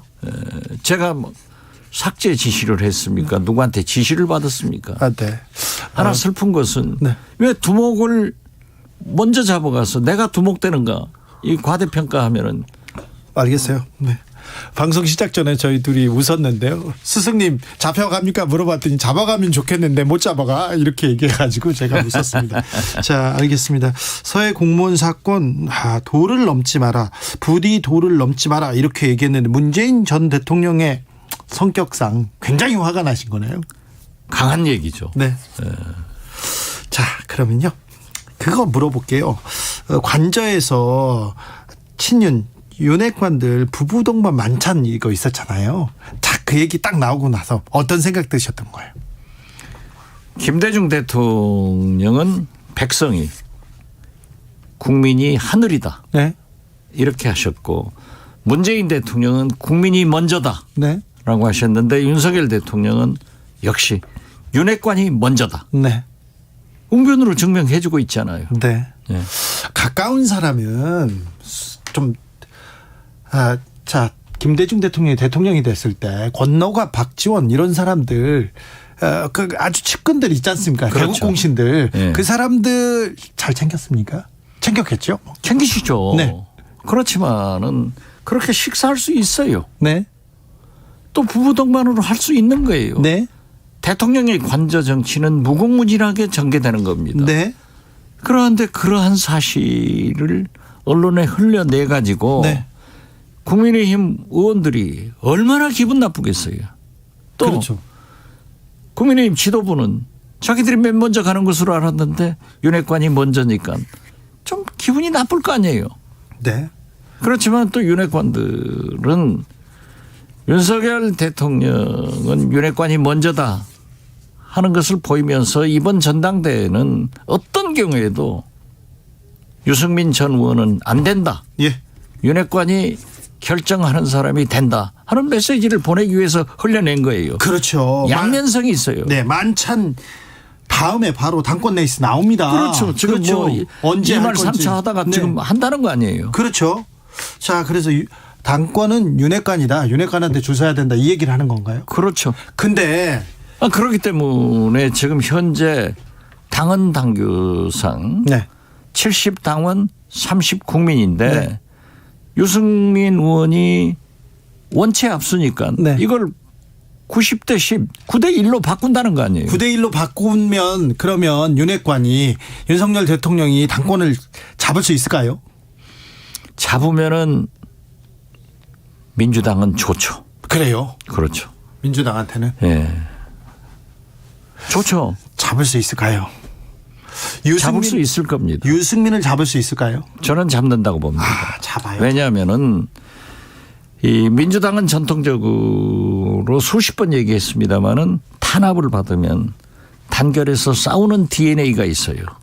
그렇지만 국민의힘은 전통적으로 대통령한테 줄을 잘 서는 DNA가 있기 때문에 그렇게 당헌 당규를 바꿔놓으면은 당원들은 대통령한테 줄 서고 네. 그 의원들이 적극적으로 나서면은 아마 윤핵관에서 결정한 네. 사실상 윤석열 대통령의 윤심이 실린 네. 후보가 당선된다. 그런데요, 윤석열 대통령이라 힘이 세지만, 정권 초라 힘이 세지만, 지지율이 너무 낮습니다. 박근혜 전 대통령 그 지지율 좋을 때도 당권 못 잡았어요, 친박이. 그런데 윤석열 대통령은 잡을 수 있을까요? 저는 잡으리라고 봅니다. 아, 그래요? 예. 자, 잡는다. 성공할 수는 있다. 이렇게 본다. 그러나 네. 잡으면은 네. 보수 대분열이 되고 분당 얘기하시죠. 그렇죠. 네. 제가 쭉 얘기를 하잖아요. 그렇죠. 그리고 총선에 실패할 수밖에 없다. 그래서 굉장히 위기인 거예요. 윤핵관이 정치는 네. 국민이 결정하게 해야지 네. 대통령이 결정하면 안 됩니다. 알겠습니다. 민심이 전심 아니에요. 알겠습니다. 윤핵관이 당권을 잡을 수는 있겠지만 그러면 당은 쪼개지고 분당되고 총선에서 참패한다. 그렇죠. 그렇죠. 그래서 이거는 민주당에서 지원 수승은 바라는 바다. 그렇죠. 그렇죠. 분당론 얘기가 나왔는데 민주당에서도 그거 물으려고 그러죠. 지금 네. 박남매 박영선 장관이 한 얘기. 네네. 어젠가 여기 나왔죠. 네네. 네. 자, 민주당 분당론은 어떻게 생각하세요? 민주당 분당론은 저는 지금은 네. 어떤 경우에도 이재명 대표를 위해서 예. 단결해서 싸워야 된다. 네. 왜 그러냐 하면은 이재명 대표는 지난 대통령 선거에서 1610만 표를 받았어요. 네. 윤석열 대통령한테 0.73%포인트가 져가지고 떨어진 거예요. 네. 지난 전당대회에서 경선에서 대표 경선에서 77.7%를 받았어요. 네. 이것은 김대중, 노무현, 문재인 대통령보다 1610만 표는 더 많은 표고. 네. 사실상 김대중 대통령은 제왕적 총재 아니었어요. 네. 그렇지만은 76%밖에 지지를 못 받았어요. 총재 될 때도. 알겠어요. 네. 그러죠. 오늘 갤럽 여론조사에서도 부동의 네. 차기 대통령 국민 선호도에서 23%를 받잖아요. 네. 2등은 한동훈 법무부 장관이 네. 10%예요. 네. 13%포인트가 앞서고 있어요. 예. 그러니까 저는 이재명은 1610만 표를 1610만 표의 국민 지지를 받았고 77.7%의 민주당 지지를 받았고 또 미래인 정권 교체를 위해서 대통령 선호도에 한 번도 1등을 놓친 적이 없어요. 그래서 민주당 분당은요? 그래서 저는 지금 이 고비를 싸워서 이기려고 해야지 그러한 얘기를 하는 것은 바람직하지 않다. 네. 이렇게 봅니다. 알겠습니다. 네. 그런 얘기 나오는 거 우리 바람직하다. 박남매한 또 저희들이 지금 깨지게 생겼어. 그래 박남매하고 지금 남매 대결. 자, 민주당 분당보다는 국민의힘 분당이 훨씬 가능성이 높다. 이렇게 정치 전문가들은 주장하던데요. 제가 뭘 하겠어요. 이준석 대표를 몰아낼 때부터 네. 유승민 전 의원과 함께 내후년 분당이 된다. 네. 그러니까 금년 내년에는 안 돼요. 네. 총선 전에 돼요. 김종인 전 비대위원장은 그래도 이준석 전 대표한테 공천은 줄 것이다 이렇게 얘기하던데. 뭐 그분 말씀도 일리는 있지만은 네. 그걸로 만족 안 할 거예요. 공천 준다는 보장 없습니다. 알겠습니다. 그리고 노원구가 쉽지 않은 구예요. 그렇죠. 쉽지 않습니다. 네. 노원구를 지역 기반으로 했던 정봉주 전 의원도 있었는데 한 번 하고 지금껏 평생 의원이라고 하고 다니고 있어요. 전 의원인데. 국회의원은 네. 한 번 하면은 의원인 거예요. 그렇습니다. 장군도 그렇고 장관도 그렇고. 자, 이재명. 저는 그래서 문재인 대통령께서 대선을 앞두고 주요한 현역 국회의원들 장관을 그대로 내각에 스테이시키고 당으로 안 돌아보내더라고요. 그때 사실 말이죠. 그 여성 정치인으로 박영선, 유은혜, 네. 김현미 이렇게 성장시킬 정치인이 얼마나 있었어요. 네. 장관 하다가 지금 길 잃은 양 됐잖아요. 네, 알겠습니다. 자, 그런데요. 이재명 대표는 뭐 부동의 차기 지도자 1위를 달리고 있으니까 그런데요. 한동훈 장관이 왕이 될 상입니까? 저는 관상은 못 봅니다. 네. 아무리 스승이지만은 네. 정도를 생각해야 돼요. 네. 한동훈 장관이 지금 똑똑하고 예. 인기 있고 사실 아니에요. 그러려면은 자기가 국민 앞에 겸손해야 돼요. 네.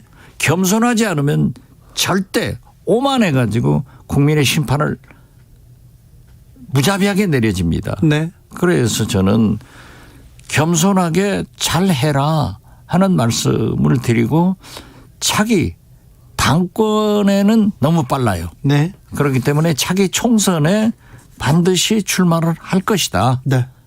그래서 윤석열 대통령의 황태자로 등극을 해서 차기 대통령 후보로 겨눈다고 하면은 또 여기에 복병이 있어요. 누구요? 오세훈 시장, 네. 홍준표 시장, 네. 안철수 의원, 네. 원희룡 장관, 네. 나경원 부위원장 이분들이 또 가만히 기다리고 있겠어요? 그래서 이 보수 분열의 확률은 굉장히 높아요. 민주당은 그런데 이재명 대표 말고는 잘 보이지 않습니다. 보이지 없죠. 보일 리가 없죠. 그렇기 때문에 거듭 말씀드리잖아요. 1610만 표. 당내에서 77.7%. 지금도 23% 부동의 1등. 네. 2등 한동훈하고는 13%포인트 차이. 네. 이런 짓은 없는 거예요. 네.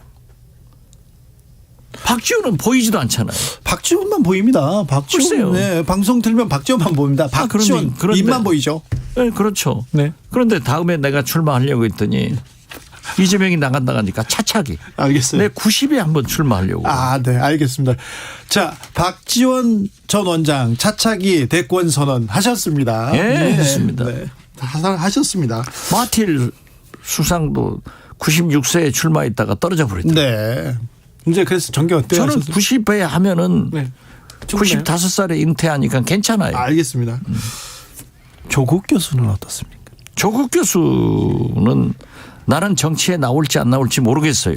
네. 어떻게 됐든 제가 민주당 원내대표를 할 때 손학규 당대표였습니다. 네.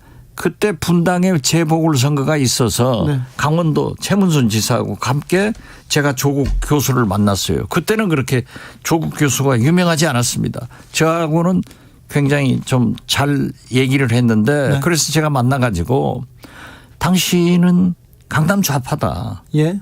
그렇기 때문에 분당 이번 보궐선거에 출마를 해서 당선된다. 그러면 우리 민주당 대통령 후보로 내가 나설 테니까 한번 해봐라 했더니 자기는 절대 정치를 안 한다 하더라고요. 네. 그랬는데 좀 모르죠. 네. 네. 아무튼 조국 교수는 본인이 정치에 뜻이 없다는 얘기를 여러 차례 얘기했습니다. 그런데 국민의힘 주변에서 특별히 정치권에서도 국민의힘 주변에서 계속 조국 교수를 이름을 연호하고 있습니다. 국민의힘에서는 교란 작전이죠. 교란 작전. 네. 알겠습니다. 원장님이 말씀하신 한국갤럽 여론조사는요. 11월 29일에서 12월 1일까지 조사했습니다. 한국을 이끌어갈 정치 지도자 이재명 23, 한동훈 10% 나왔습니다. 자세한 내용은 여론조사 심의위원회 누리집 참고하시면 되겠습니다. 중앙선관위 홈페이지 보라고 그러면 되는데 그거 왜 빠져요? 알겠습니다. 잘 할게요. 스승님. 그런데요. 이태원 참사 한 달이 지났는데 정치권 뭘 하고 있는지 모르겠어요. 아직도 이상민 정치권이 문제가 아니라 윤석열 대통령이 문제인 거예요. 그래요? 아니 보세요. 대통령실 수석이 윤석열 대통령께 이상민 장관을 해임시킵시다 하니까는 확 꼬라보면서 민주당 같은 소리 하냐. 네. 이게 하실 말씀이에요. 오늘 우리가 월드컵에서 우승해야 됩니다. 이겨야 됩니다. 이겨야 됩니다. 네. 그것도 3대 0으로 이겨야 되는데 대통령께서 모든 국민의 관심을 가지고 있는 월드컵 응원 한번 안 하시더라고요. 그 조규성 2골이나 넣고 네. 손흥민의 투혼 네. 이런 것에 대해서 대통령이 강한 애정 표시를 하고 응원을 해줘야 됩니다. 그렇습니까? 그래서 문화예술인들도 관객이 축구도 물론 기량이 좋은 선수들이 싸우지만은 국민의 함성이 싸우게 만들어주는 거예요. 그렇죠. 함성을 받고 싸우는 거죠. 이렇게 하는데 우리 국민들이 엊그제 제가 천주교 광주 대교구 김희중 대주교님 이임식 옥시문 대주교님 착좌식에 갔는데 네. 옥시문 대주교님이 그러더라고요. 지금 12구 이러한 슬픔에 있기 때문에 오늘 착좌식도 아주 간소하게 음악 없이 한다. 네. 국민은 이렇게 하고 있는데 이상민 장관을 그 유가족 이지훈 희생자 아버님 말씀 들었어요? 네. 무릎 꿇고 네. 대통령님 각하 대통령 각하님 그러면 이상민 장관을 지금이라도 해임하고 지금 몇 시간 안 남았습니다. 10시부터 대통령이 붉은 악마 셔츠를 입고 대한민국 하면은 3대 0으로 이겨요. 이런 총알을 보내주고 국민 통합을 이루는 정치를 하셔야지 이상민 장관을 저렇게 보호하면은 통합이 되냐고요. 안 되죠. 그럼 축구도 안 됩니까? 축구는 돼야죠. 축구는 돼야죠. 그럼에도 불구하고. 알겠습니다. 안 넘어가네. 참 안 넘어가. 하나 걸렸다 했는데. 자, 그런데요. 국회 예산안 처리는 하는 겁니까? 예산안 처리는 저도 사선을 해봤잖아요. 네. 법정 시한을 넘기는 것이 다반사예요. 네. 그리고 12월 31일까지 통과되면 되는 거예요. 그래서 물론 12월 2일 법정 기한을 넘기는 것은 좋지 않고 지켜주는 것이 원칙이지만은 국정조사를 합의해놓고 안 한다는 게 말이 됩니까? 그리고 이상민 장관을 해임 못하겠다. 네. 그러면 국정조사 안 하겠다? 그럼 해임 안 하면은 158명의 그 영령들이 살아오시나요? 그러면 안 되죠. 저도 문화관광부 장관 할 때 한빛은행으로 검찰 조사도 받았고 국정조사 했어요. 네. 그런데 현역 장관으로서 어떻게 국정조사에 나갑니까?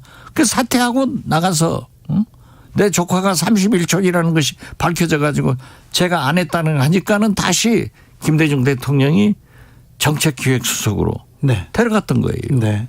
아니 이상민 장관이 그렇게 능력이 있고 대통령의 사랑을 받는 고등학교 후배 대학 후배라고 하면은 물러가게 하고 국정조사에서 아무런 잘못이 없다고 하면은 총리를 쓰건 감사원장을 시키건 대법원장을 시키건 마음대로 시키라 이거죠. 네. 그렇지만 그분이 안 하면은 그 가족들 국민이 어떻게 되는 거예요.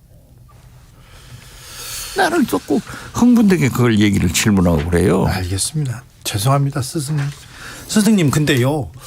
화물연대 파업도 있고요. 철도노조 파업도 있고 여기저기서 파업 얘기가 나옵니다. 예산 뭐 우리도 좀 뭐 보살펴 주세요. 이런 좀 아우성일 수도 있어요. 그런데 정부에서는 계속 강대강 불법 파업 뭐 손배소하겠다 이렇게 나서요. 강대강으로 해서 승리할 수 없습니다. 그래도 보십시오. 지하철 노조나 네. 철도 노조가 대화를 하니까 협상이 되잖아요. 그렇죠. 네. 아니 지금 싸워서 누구를 이기겠다 그렇게 얘기하는 거 아닙니다. 대화하자는 얘기 아닙니까? 그렇죠. 아니 그리고 화물노조만 하더라도 5개월 전에 현 정부에서 협상을 해가지고 했다고 하면은 소통의 기간이 충분히 있었어요. 네, 그리고 화물노조에서도 그 자기들이 요구했던 것을 하나 낮춰가지고 소통을 하자 했는데 소통 거부한 게 현 정부 아니에요. 그래서 저는 화물연대도 모든 노조도 국민의 지지를 받는 국민과 함께 가는 그런 노조 활동이 돼야지 국민 지지를 받지 못하면 안 됩니다. 네. 그래서 하나 양보를 하고 네. 정부하고 소통을 하고 정부에서도 지 박으려고 강경대 강요로 하지 말고 대화해서 잘 해결해 주라. 대화하니까 지하철 노조도 그냥 합의되잖아요. 네. 그렇습니다. 그런데 대화를 안 하려고 이렇게 하는 것 같아요. 원희룡 장관도 그렇고 계속해서 지금 대통령도 그렇고 노조와 대화하는 게 지는 것이다 이렇게 생각하시는 거는 아니죠. 그러니까 그것이 틀려먹은 거예요. 원희룡 장관도 장관 하기 전에 국회의원 하면서 얼마나 대화를 주장한 사람이에요. 아마 그렇죠. 제가 볼 때는 원희룡 장관이 주무장관이기 때문에 약간의 공갈을 치는 것 같다. 그렇지만은 대화론자일 거라고 저는 생각합니다. 아, 예. 그런데 대통령이 하도 강경하니까 장관들이고 누구고 또 뭐라고 했다가 민주당 같은 소리 하네 해버리면 그러니까요. 어떻게 할 거예요? 이 정국이 계속 꼬여서 풀리지 못 않는 이유가 대통령이 맨 먼저 가장 강경한 얘기를 하면 그렇죠. 대통령은 문제를 풀어가시는 분이 돼야지 매일 문제를 만들어 놓고 꼬이게 하면은 그것이 대통령이 하실 일이냐고요. 그거 안 되잖아요. 그렇게 하시려면은 북한에서 미사일 쏘면은 원점 타격, 선제 타격 하겠다 못 하잖아요. 이거 안 하는 것은 잘하는 거예요. 그렇죠. 그렇게 강경한 얘기를 했지만은 대통령은 풀어가야 된다는. 네네. 그래서 저는 대통령이 좀 잘하시도록 해야죠. 지금은 우선 이상민 장관을 해임하고 월드컵 선수들한테 뜨거운 박수를 보내는 그런 것을 좀 보여줬으면 좋겠어요. 그래요? 얼마나 기분이 좋아요, 국민들이. 그렇죠. 지금은 국민의 마음을 모을 때인데. 와, 민심을 떠나서 정치를 할 수 없어요. 네. 응원, 국가대표팀 응원, 월드컵 응원, 이보다 더 좋은 게 어디 있습니까? 그렇죠. 네. 또 저 같은 사람도 불러가지고 같이 하자면 얼마나 좋겠어요. 치매 가면서. 네. 그것이 협치고 저는 국회의원이 아니니까 안 부르겠죠. 네. 그래도 관저에서 부르면 뭐 들을 말이 많죠. 다른 스승보다 많죠. 지원 스승이. 스승은 저니까 네. 많죠. 많죠. 알아요. 해줄 말이 많은데. 그렇죠. 그 해줄 말이 윤석열 대통령의 성공과 네. 대한민국 나라를 위해서 하자고 하는 거지. 제가 뭐 취직을 부탁하겠어요. 뭘 부탁하겠어요. 그러게요. 해피바이러스님께서 우리 원장님 도사님보다 더 용합니다 이렇게 얘기하는데 그럼요. 이게 지금 뭐 네. 그렇죠. 여기까지 할까요? 더해요. 더해요. 어떤 얘기 하시겠습니까? 아니 그만하죠 뭐. 그럴까요? 저도 네. 약속 있어요. 그렇습니까? 좋은 주말 되십시오. 예. 정치마치 박지원 전 국정원장과 이야기 나눴습니다. 감사합니다. 네, 감사합니다. 조심히 가세요. 예. 네, 많이 파이팅! 알겠어요. 월드컵. 알았어요. 얼른 3대0. 네. 정치 피로, 사건 사고로 인한 피로, 고달픈 일상에서 오는 피로. 오늘 시사하셨습니까? 경험해보세요. 들은 날과 안 들은 날의 차이. 여러분의 피로를 날려줄 저녁 한 끼 시사. 추진우 라이브.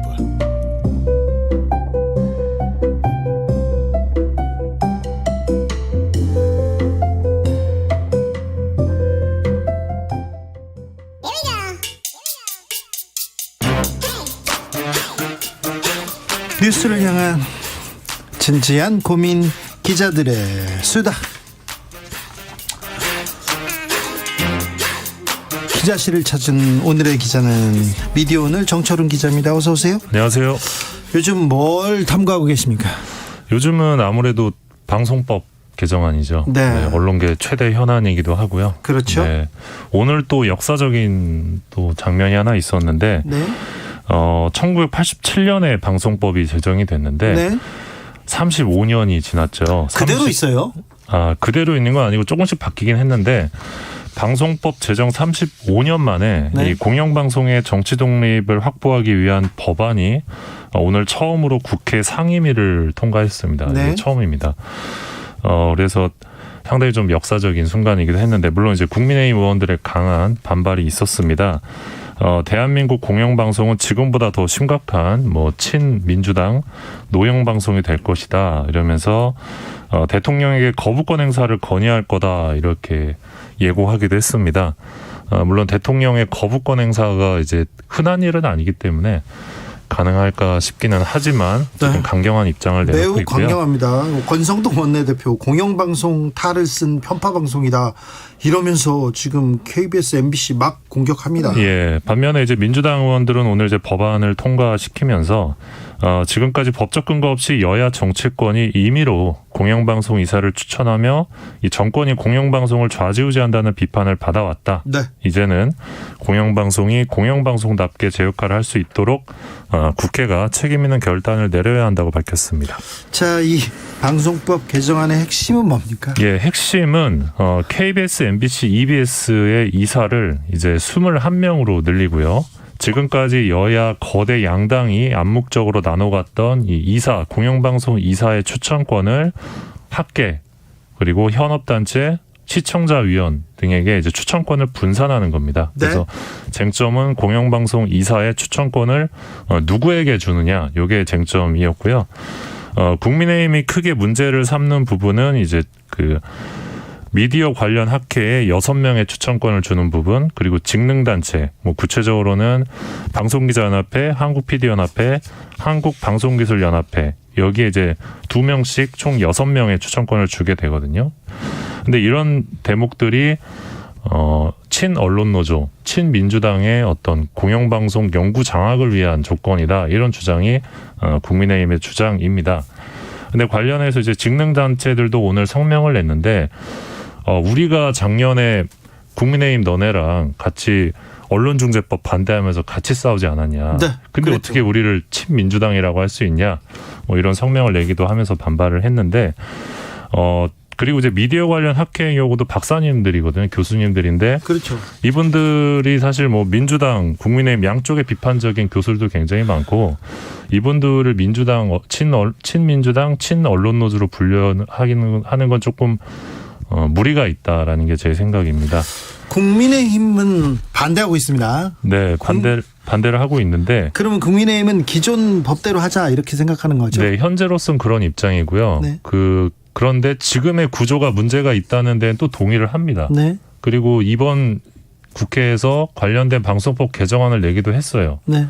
그런데 국민의힘의 단일안이 없는 상황이라는 게 국민의힘 입장인데, 그러면 너희들의 입장은 뭐냐라고 계속 이제 기자들이 물어보면 우리 수기의 시간이 좀 필요하다. 시간을 좀 더 달라고 하는데, 사실 이 공영방송 지배구조 관련된 법안 논의는 10년도 더 된 얘기입니다. 30년 됐잖아요. 너무나 많은 이야기를 했었고, 이 공영방송 지배구조 관련해서 이제 이준웅 서울대 교수의 경우는 이제 우리가 수학 문제를 풀면 이제 정석을 가지고 공부를 많이 했잖아요. 수학의 네. 정석. 앞부분이 이제 집합 부분인데, 집합을 몇 년째 풀고 있죠? 집합만 20년째 하고 있는 겁니다, 지금. 네. 그래서 좀 더 논의가 나아가야 된다라고 하는 주장을 계속 학자들도 하고 있는데, 네.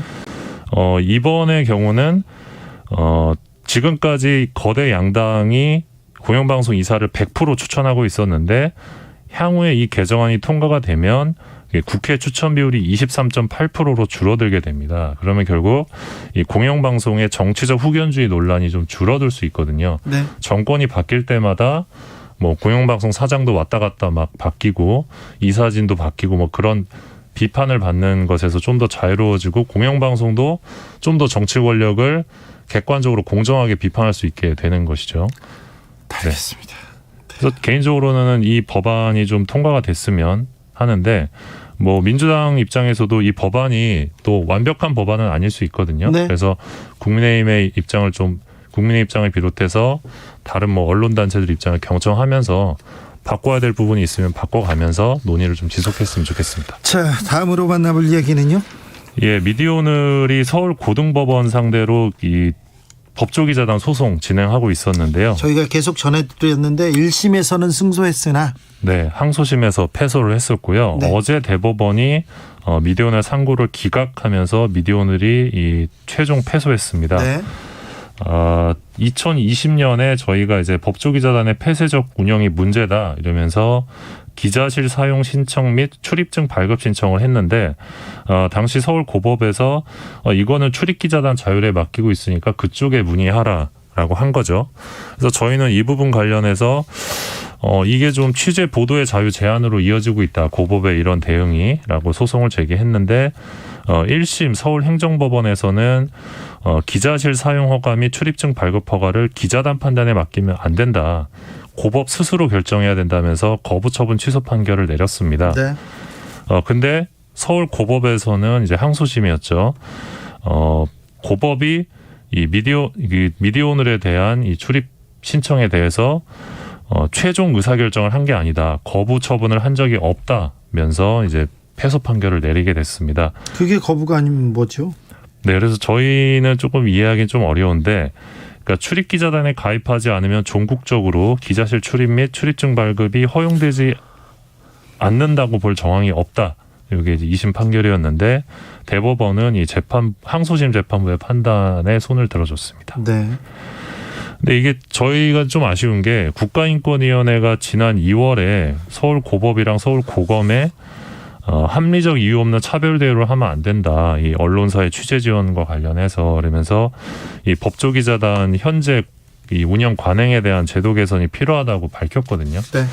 그런데도 지금 법적으로는 아무런 변화가 이루어지지 않은 상태고 몇 년 동안 저희가 노력을 했는데 좀 의미 있는 변화를 이끌어내지 못한 것 같아서 좀 아쉬운 마음이 있습니다. 그래도 의미 있는 패배였습니다. 뚜벅뚜벅 계속 걸어가서 이 기자단의 꽁꽁 이 말도 안 되거든요. 이거 좀 이번에 좀 기자단의 관행 악행들을 좀 조금 없앨 수 있지 않을까. 네. 아무튼 패소했지만 의미 있는 싸움이었다고 네, 저는 생각합니다. 지금도 서울중앙지법에 가면 네. 기자단이 아니기 때문에 노트북을 쓸 수 없고요. 네. 수첩에다가 적고 있습니다. 그러니까요. 예. 네. 기자단은 노트북에 쓸 수 있습니다. 이게 말이 안 돼요. 법원 취재도 마찬가지예요. 법원 취재에서 뭘 적잖아요. 기자가 아니면 못 적어요. 와가지고 당연히 하지 말라고 합니다.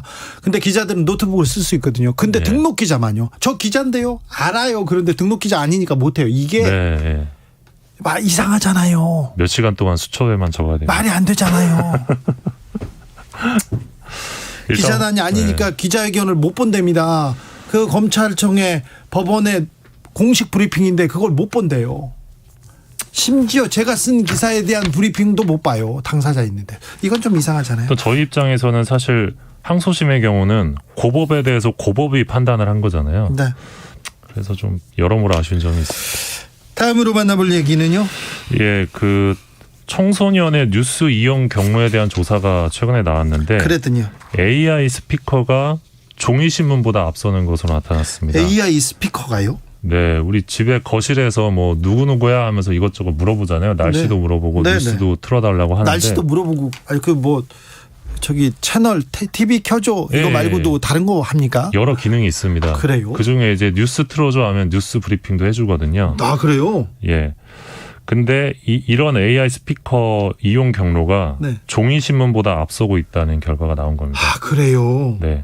참 청소년들 네. 청소년들은 종이신문 아예 안 보겠다 네, 이렇게 예. 봐야 되겠네요. 한국언론진흥재단의 10대 청소년 미디어 이용조사 결과인데요. 네. 매체별 뉴스 이용률 보면 모바일 인터넷이 77.9%, 텔레비전 69.1%, 그리고 AI 스피커 14.4%, 라디오가 10.8%, 그리고 종이신문은 8%였습니다. 네. 그러니까 종이신문보다 AI 스피커의 접근성이 더 높다는 게 굉장히 상징적인 대목으로 보이고요. 네.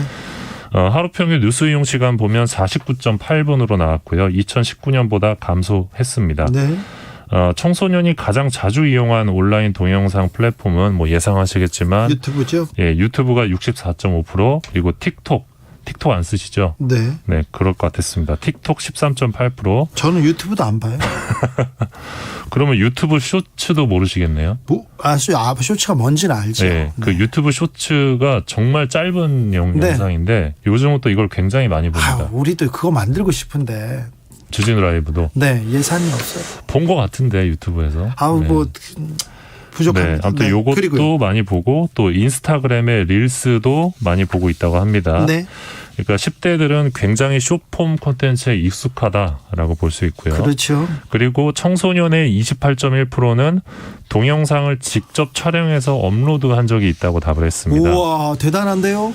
제가 학생 때만 해도 상상할 수 없는 일인데 네. 그러니까 10명 중에 3명은 자기가 직접 촬영을 해서 올린다는 겁니다. 네. 편집까지 해서. 그리고 이 답변은 초등학생이 중고등학생보다 더 많게 나타났는데 초등학생은 36.2%가 우와. 이 동영상을 촬영해서 업로드했다고 합니다. 우와, 멋진데요? 예, 제 아들 전국민 PD 감독인데요? 예, 전국민 PD 시대가 눈앞인데 제 아들도 지금 초등학교 3학년인데 조만간 자기가 찍어서 올리지 않을까. 아, 그래요? 예, 굉장히 어우. 관심이 많더라고요. 아, 요새 애들 뭐 맨날 핸드폰만 들여다보고 있어. 그런데요, 뭐 영상 콘텐츠를 만들기 시작했답니다. 그러니까 뭐라고 나무랄 일이 아니에요. 벌써 만들고 있던.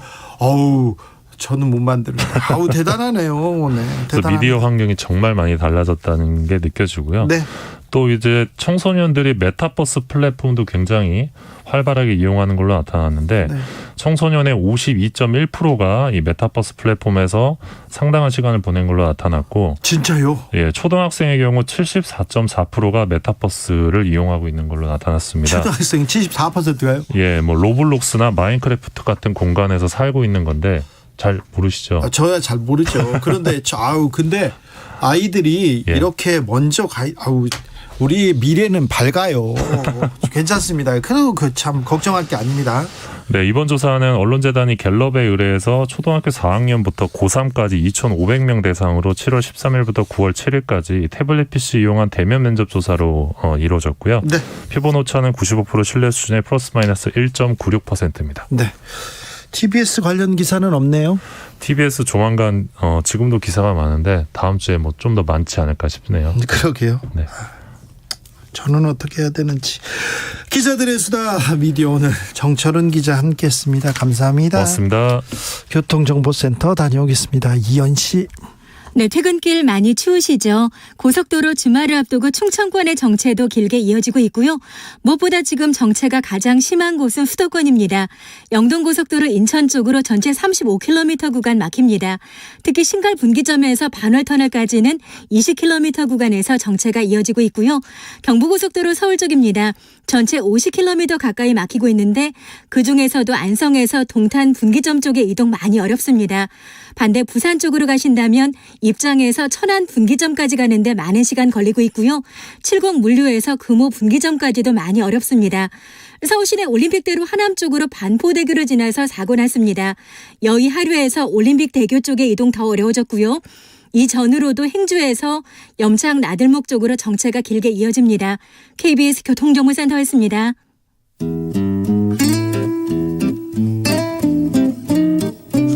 현실의 불이 꺼지고 영화의 막이 오릅니다. 영화보다 더 영화 같은 현실 시작합니다. 라이너의 시사회.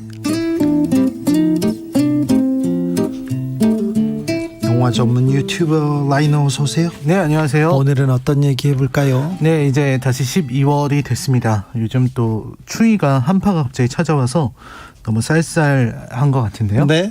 이렇게 날이 쌀쌀하고 눈이 내린다는 얘기를 들을 때 왠지 마음이 허전해질 수 있거든요. 네. 이 겨울이 추우면 이렇게 따뜻하게 몸을 녹일 난로라든지 아랫목에 이런 뜨뜻함이 절실하듯이 예. 이런 계절에는 어떤 포근한 사랑 이야기, 그렇죠. 네, 이런 게 떠오르기 마련입니다. 첫눈, 그렇습니다. 추위, 사랑 얘기해야죠. 네, 오늘 소개할 영화는요, 바로 이와이 슌지의 일본 영화 러브레터입니다. 너무나도 유명한 95년도였나요? 네, 90년대 중반에 나와서 모든 사람들의 감성에 첫눈을 펑펑 쏟아부었던 그 영화 아닙니까? 네, 그렇습니다. 그 아스라이 여자 주인공이 외치는 그 목소리 아직도 아련합니다. 네, 그렇습니다. 네. 그 오겐키 됐을까라는 표현이었는데요. 네. 이게 사실 일본에서는 개봉한 지 95년도가 맞는데 우리나라엔 좀 늦게 들어왔죠. 그래요? 네, 왜냐하면 우리나라에서 일본 영화를 볼 수 있게 된 게 그렇게 오래 지나지 않은 일입니다. 아, 그렇죠. 저 국민의 정부 네. 김대중 대통령이 네. 개방 네. 괜찮다고 했죠. 그래 김대중 대통령의 여러 업적 중에서 네. 일본 문화 개방이 있거든요. 일본 문화를 개봉하면 우리가 일본 문화에 점령당한다고 했는데 보세요. 만화도 그렇고요. 케이팝도 그렇고 음악도 그렇고 영화도 그렇고 우리가 다 점령하고 있어요. 네, 맞습니다. 진짜 그 말씀대로 이제 일본 문화 들어오면 전부 다 외색으로 물들 것이다 이렇게 됐는데 네. 전혀 그렇지 않았고요. 사실 90년대 중반 전에요. 90년대 초반, 80년대 후반에 한국의 젊은이들이 일본 음악 들었습니다. 네, 엑스제팬 맞습니다. 듣고요. 그리고 일본 영화 보고요. 그다음에 일본 패션 따라했습니다. 그때만 해도 일본 잡지들 그대로 우리가 가져다가 네. 이렇게 보고 스트리트 패션 이게 따라하고 그랬는데 저희가 다 따라잡았죠. 네, 그렇습니다. 네. 따라잡았어. 네. 예전엔 정말 우리가 많이 따라했었는데 네. 지금은 뭐 반대가 됐습니다. 아니 보라고 이렇게 하니까 볼 게 없더라고요, 사실. 네. 그래서 사실 이게 그래서 러브레터가 두 번째로 개봉한 일본 영화입니다. 아, 그렇군요. 네. 네, 첫 번째 영화는 잘 안 됐었고요. 첫 번째 영화는 뭐예요? 첫 번째 영화가 제 제목이 기억이 안 나는데 그 기타노 다케시 영화였습니다. 아, 네, 알겠습니다. 네. 러브레터는 아주 선풍적인 인기를 끌었고요. 그렇죠. 네, 우리가 그동안의 일본 감독들에 대해서 잘 모르던 대중들이 일본 영화가 이런 거구나라는 걸 받아들이면서 이제 그 이후로 뭐 철도원이라든지 뭐 4월 이야기, 비밀 이런 작품들이 연이어 들어왔습니다. 서정적인 좀 감성적인 그런 작품들이 인기를 끌었어요, 그때. 네, 그렇습니다. 네. 영화로 들어가 봅시다. 네, 영화의 초반에는 이제 아름다운 설원의 풍경, 또 일본이 워낙 그 눈이 많이 내리는 지역이 있거든요. 네.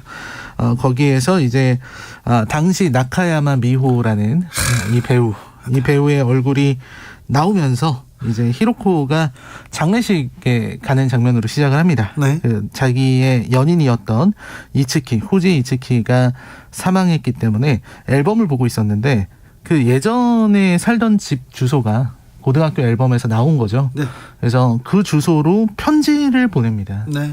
그러니까 그 편지를 받을 사람이 없어요. 왜냐하면 네. 그의 집은 이미 길이 됐거든요. 네. 그래서 말하자면 여기서 히로코는 천국으로 보내는 편지를 쓴 겁니다. 네. 그래서 보냈는데 하늘에 있는 이츠키에게 안부 인사를 보내겠다고 보냈던 건데 놀라운 일이 벌어지는 거죠. 왜냐하면 누구도 받았을 리 없을 이 편지에 답장이 온 겁니다. 이 답장이 굉장히 놀라운 일이죠. 놀랍죠. 받을 수가 없는데. 천국으로 썼는데 답장이 왔어요. 그러니까요. 그래서 자기 지금 만나고 있는 남자에게 이걸 얘기를 하고 네. 그래서 이게 누군가가 장난치는 걸지도 모르니까 사실을 한번 알아보자라고 생각을 해서 그 이츠키의 고향이죠. 오타루라는 곳. 이 홋카이도 서쪽에 있는 작은 도시라고 합니다. 네, 거기 오타루라는 도시인데요. 여기에 진짜 러브레터 좋아하는 한국 팬들이 많이 찾아가기도 했다고 하더라고요. 그렇죠. 근데 저도 이걸 일본에서 들은 얘기인데 일본에서는 사실 러브레터가 인기가 없었답니다. 잘 몰라요. 네, 잘 모르는데 네. 한국 사람들이 다 이거 알죠. 네, 다 알고 그런데요. 아무튼 거기에 가서 알게 된 게 뭐냐면 이제 똑같은 동명이인이 있었던 겁니다.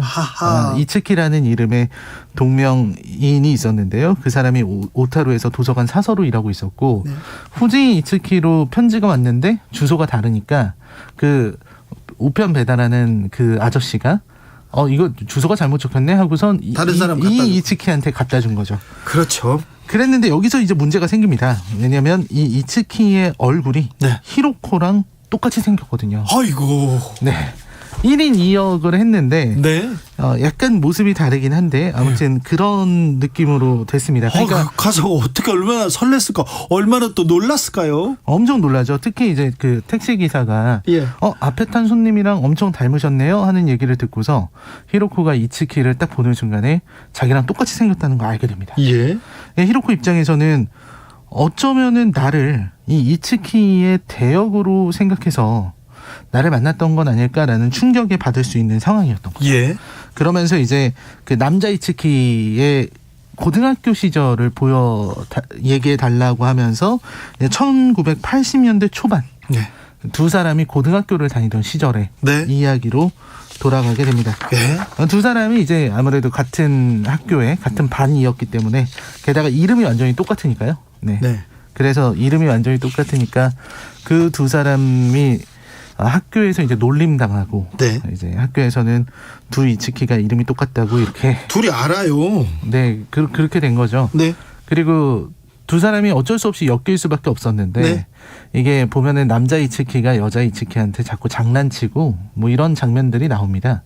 그래서 그런 걸 보면은 남자 이츠키는 여자 이츠키를 좀 좋아했던 게 아닌가. 아, 그래요? 네, 하는 걸 알 수 있죠. 근데 여자 이츠키는 그냥 이 남자 이츠키가 하는 행동들이 너무 이상하게만 느껴지는 거죠.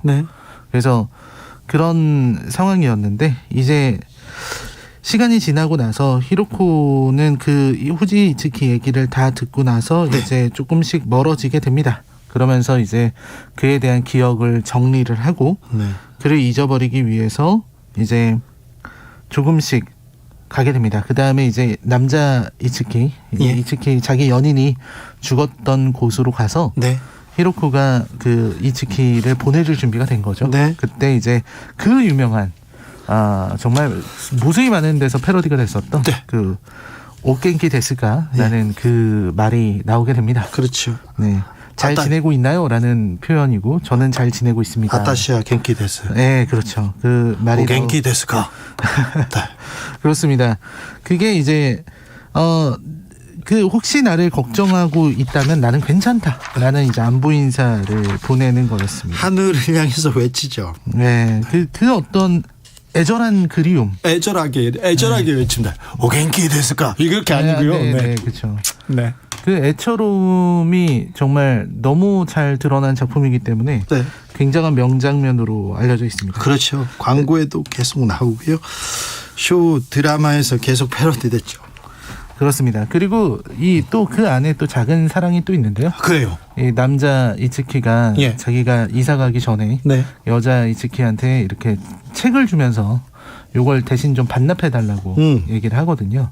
근데 이 여자 이츠키는 그걸 모르고서 반납을 했어요. 근데 알고 보면은 그 안에 말하자면 남자 이츠키의 어떤 사랑 고백 이런 게 담겨 있는 부분이 있었죠. 그래서 오랜만에 여자 이츠키가 고등학교에 찾아갔을 때 그 도서 부원 여자애들이 유명 인사라 그러면서 이렇게 막 다 알아내거든요. 그 이유가 뭐냐면 그 도서 카드마다 이츠키의 이름이 다 적혀 있어서. 아, 그래요? 네. 그래서 아마 이 사람은 엄청 사랑했을 것이다 라고 하면서 그 친구들이 그 후지 이츠키 찾기 놀이까지 했었다고 합니다. 맞아요. 그런 내용이 있었습니다. 자, 라이너가 이 겨울에 이 영화를 들고 온 이유는 뭘까요? 요즘 이제 일본 영화가 좀 점차 이상해지고 있어서 예전처럼 많이 이상해요. 네, 아름다운 작품이 잘 안 나와요. 그런데 특별히 이 러브레터는 우리나라에서 인기가 많았어요. 작년에 23년 만에 재개봉하기도 했는데 왜 이렇게 인기가 많았을까요?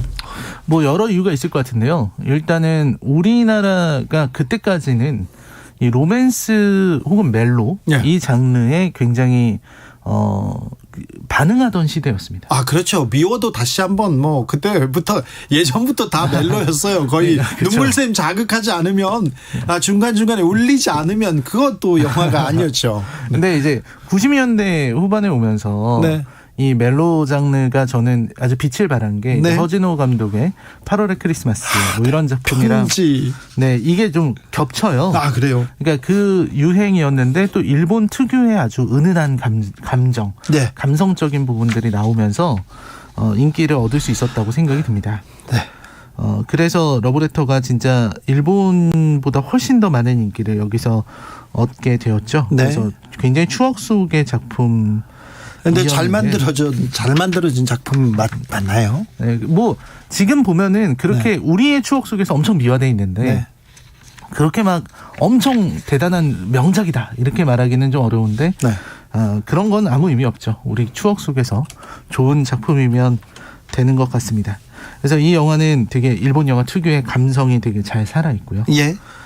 그 되게 좋은 장면들도 있었어요. 저는 제일 좋아하는 러브레터에서 제일 좋아하는 장면이 그 달리기 남자 이츠키가 달리기를 할 때 예. 그거를 사진을 찍는 게 있거든요. 네. 달리기를 하다가 남자 이츠키가 넘어져서 네. 실격을 하는데 끝까지 뛰려고 했던 난입해서 뛰는 장면이 있는데 그거를 사진으로 찍어요. 네. 근데 그게 원래 찍으려고 했던 게 아닌데 실수로 찍거든요. 네. 그래서 그 장면의 의미가 내가 저 사람을 담으려고 하지 않아도 사람이 마음에 저절로 담길 때가 있다. 네. 이런 뜻으로 저는 받아들이고 있습니다. 그래서 이러한 감성을 즐길 수 있는 이야기이기 때문에 네. 이 작품 오랜만에 한번 보시는 게 겨울이 왔다는 걸 느낄 수 있는 그렇죠. 그런 영화입니다. 아, 정말 겨울 첫사랑. 러브레터 좋지요 얘기합니다. 김종무님께서 이와이 슌지 감독 4월 이야기도 좋아요. 네, 얘기합니다. 4월 이야기가 있죠. 네, 김종무님이 오겐키 데스까 주기자 가니까 야쿠자 같아요. 근데 무슨 말씀을 또 우리나라에서 첫 번째 개봉한 일본 영화 작품은 야쿠자가 나오죠. 기타노 다케시 하나비였습니다. 네, 하나비였습니다. 네. 기타노 다케시 또 명 감독이자 명 배우죠. 네, 네 그렇습니다. 옛날에 뭐 논노 잡지 보곤 했는데 그런 분들 옛날 지금 추억 소환되고 있습니다. 마구마구 오는데 러브레터 겨울 시작할 때 첫눈 올 때 보면 뭐 딱이죠. 네, 딱입니다. 네, 찾아가 봐야 되나요? 그렇게까지는 시사회 오늘의 작품은 러브레터였습니다. 라이너 오늘도 감사합니다. 네, 고맙습니다. 주진우 라이브 마칠 시간입니다. 지금 포지션에 I love you 흐르고 있습니다. 이 노래와 러브레터는 연관이 없어요. 그런데 겨울 되면요 또 이 노래가 또 러브레터 따라서 또 자주 나왔어요. 그래서 저희가 이렇게 여러분께 띄워 보냅니다. 저는 저는 물러가고요. 내일 오후 5시 5분에 주진우 라이브 스페셜로 돌아오겠습니다. 날이 춥습니다. 겨울입니다. 그러니까 건강하셔야 됩니다. 오늘 월드컵 대한민국 전사들의 선전을 기원합니다. 반드시 이길 거라고 필승을 기원하겠습니다. 지금까지 주진우였습니다. 돌이킬 수 없는 걸 잘 알고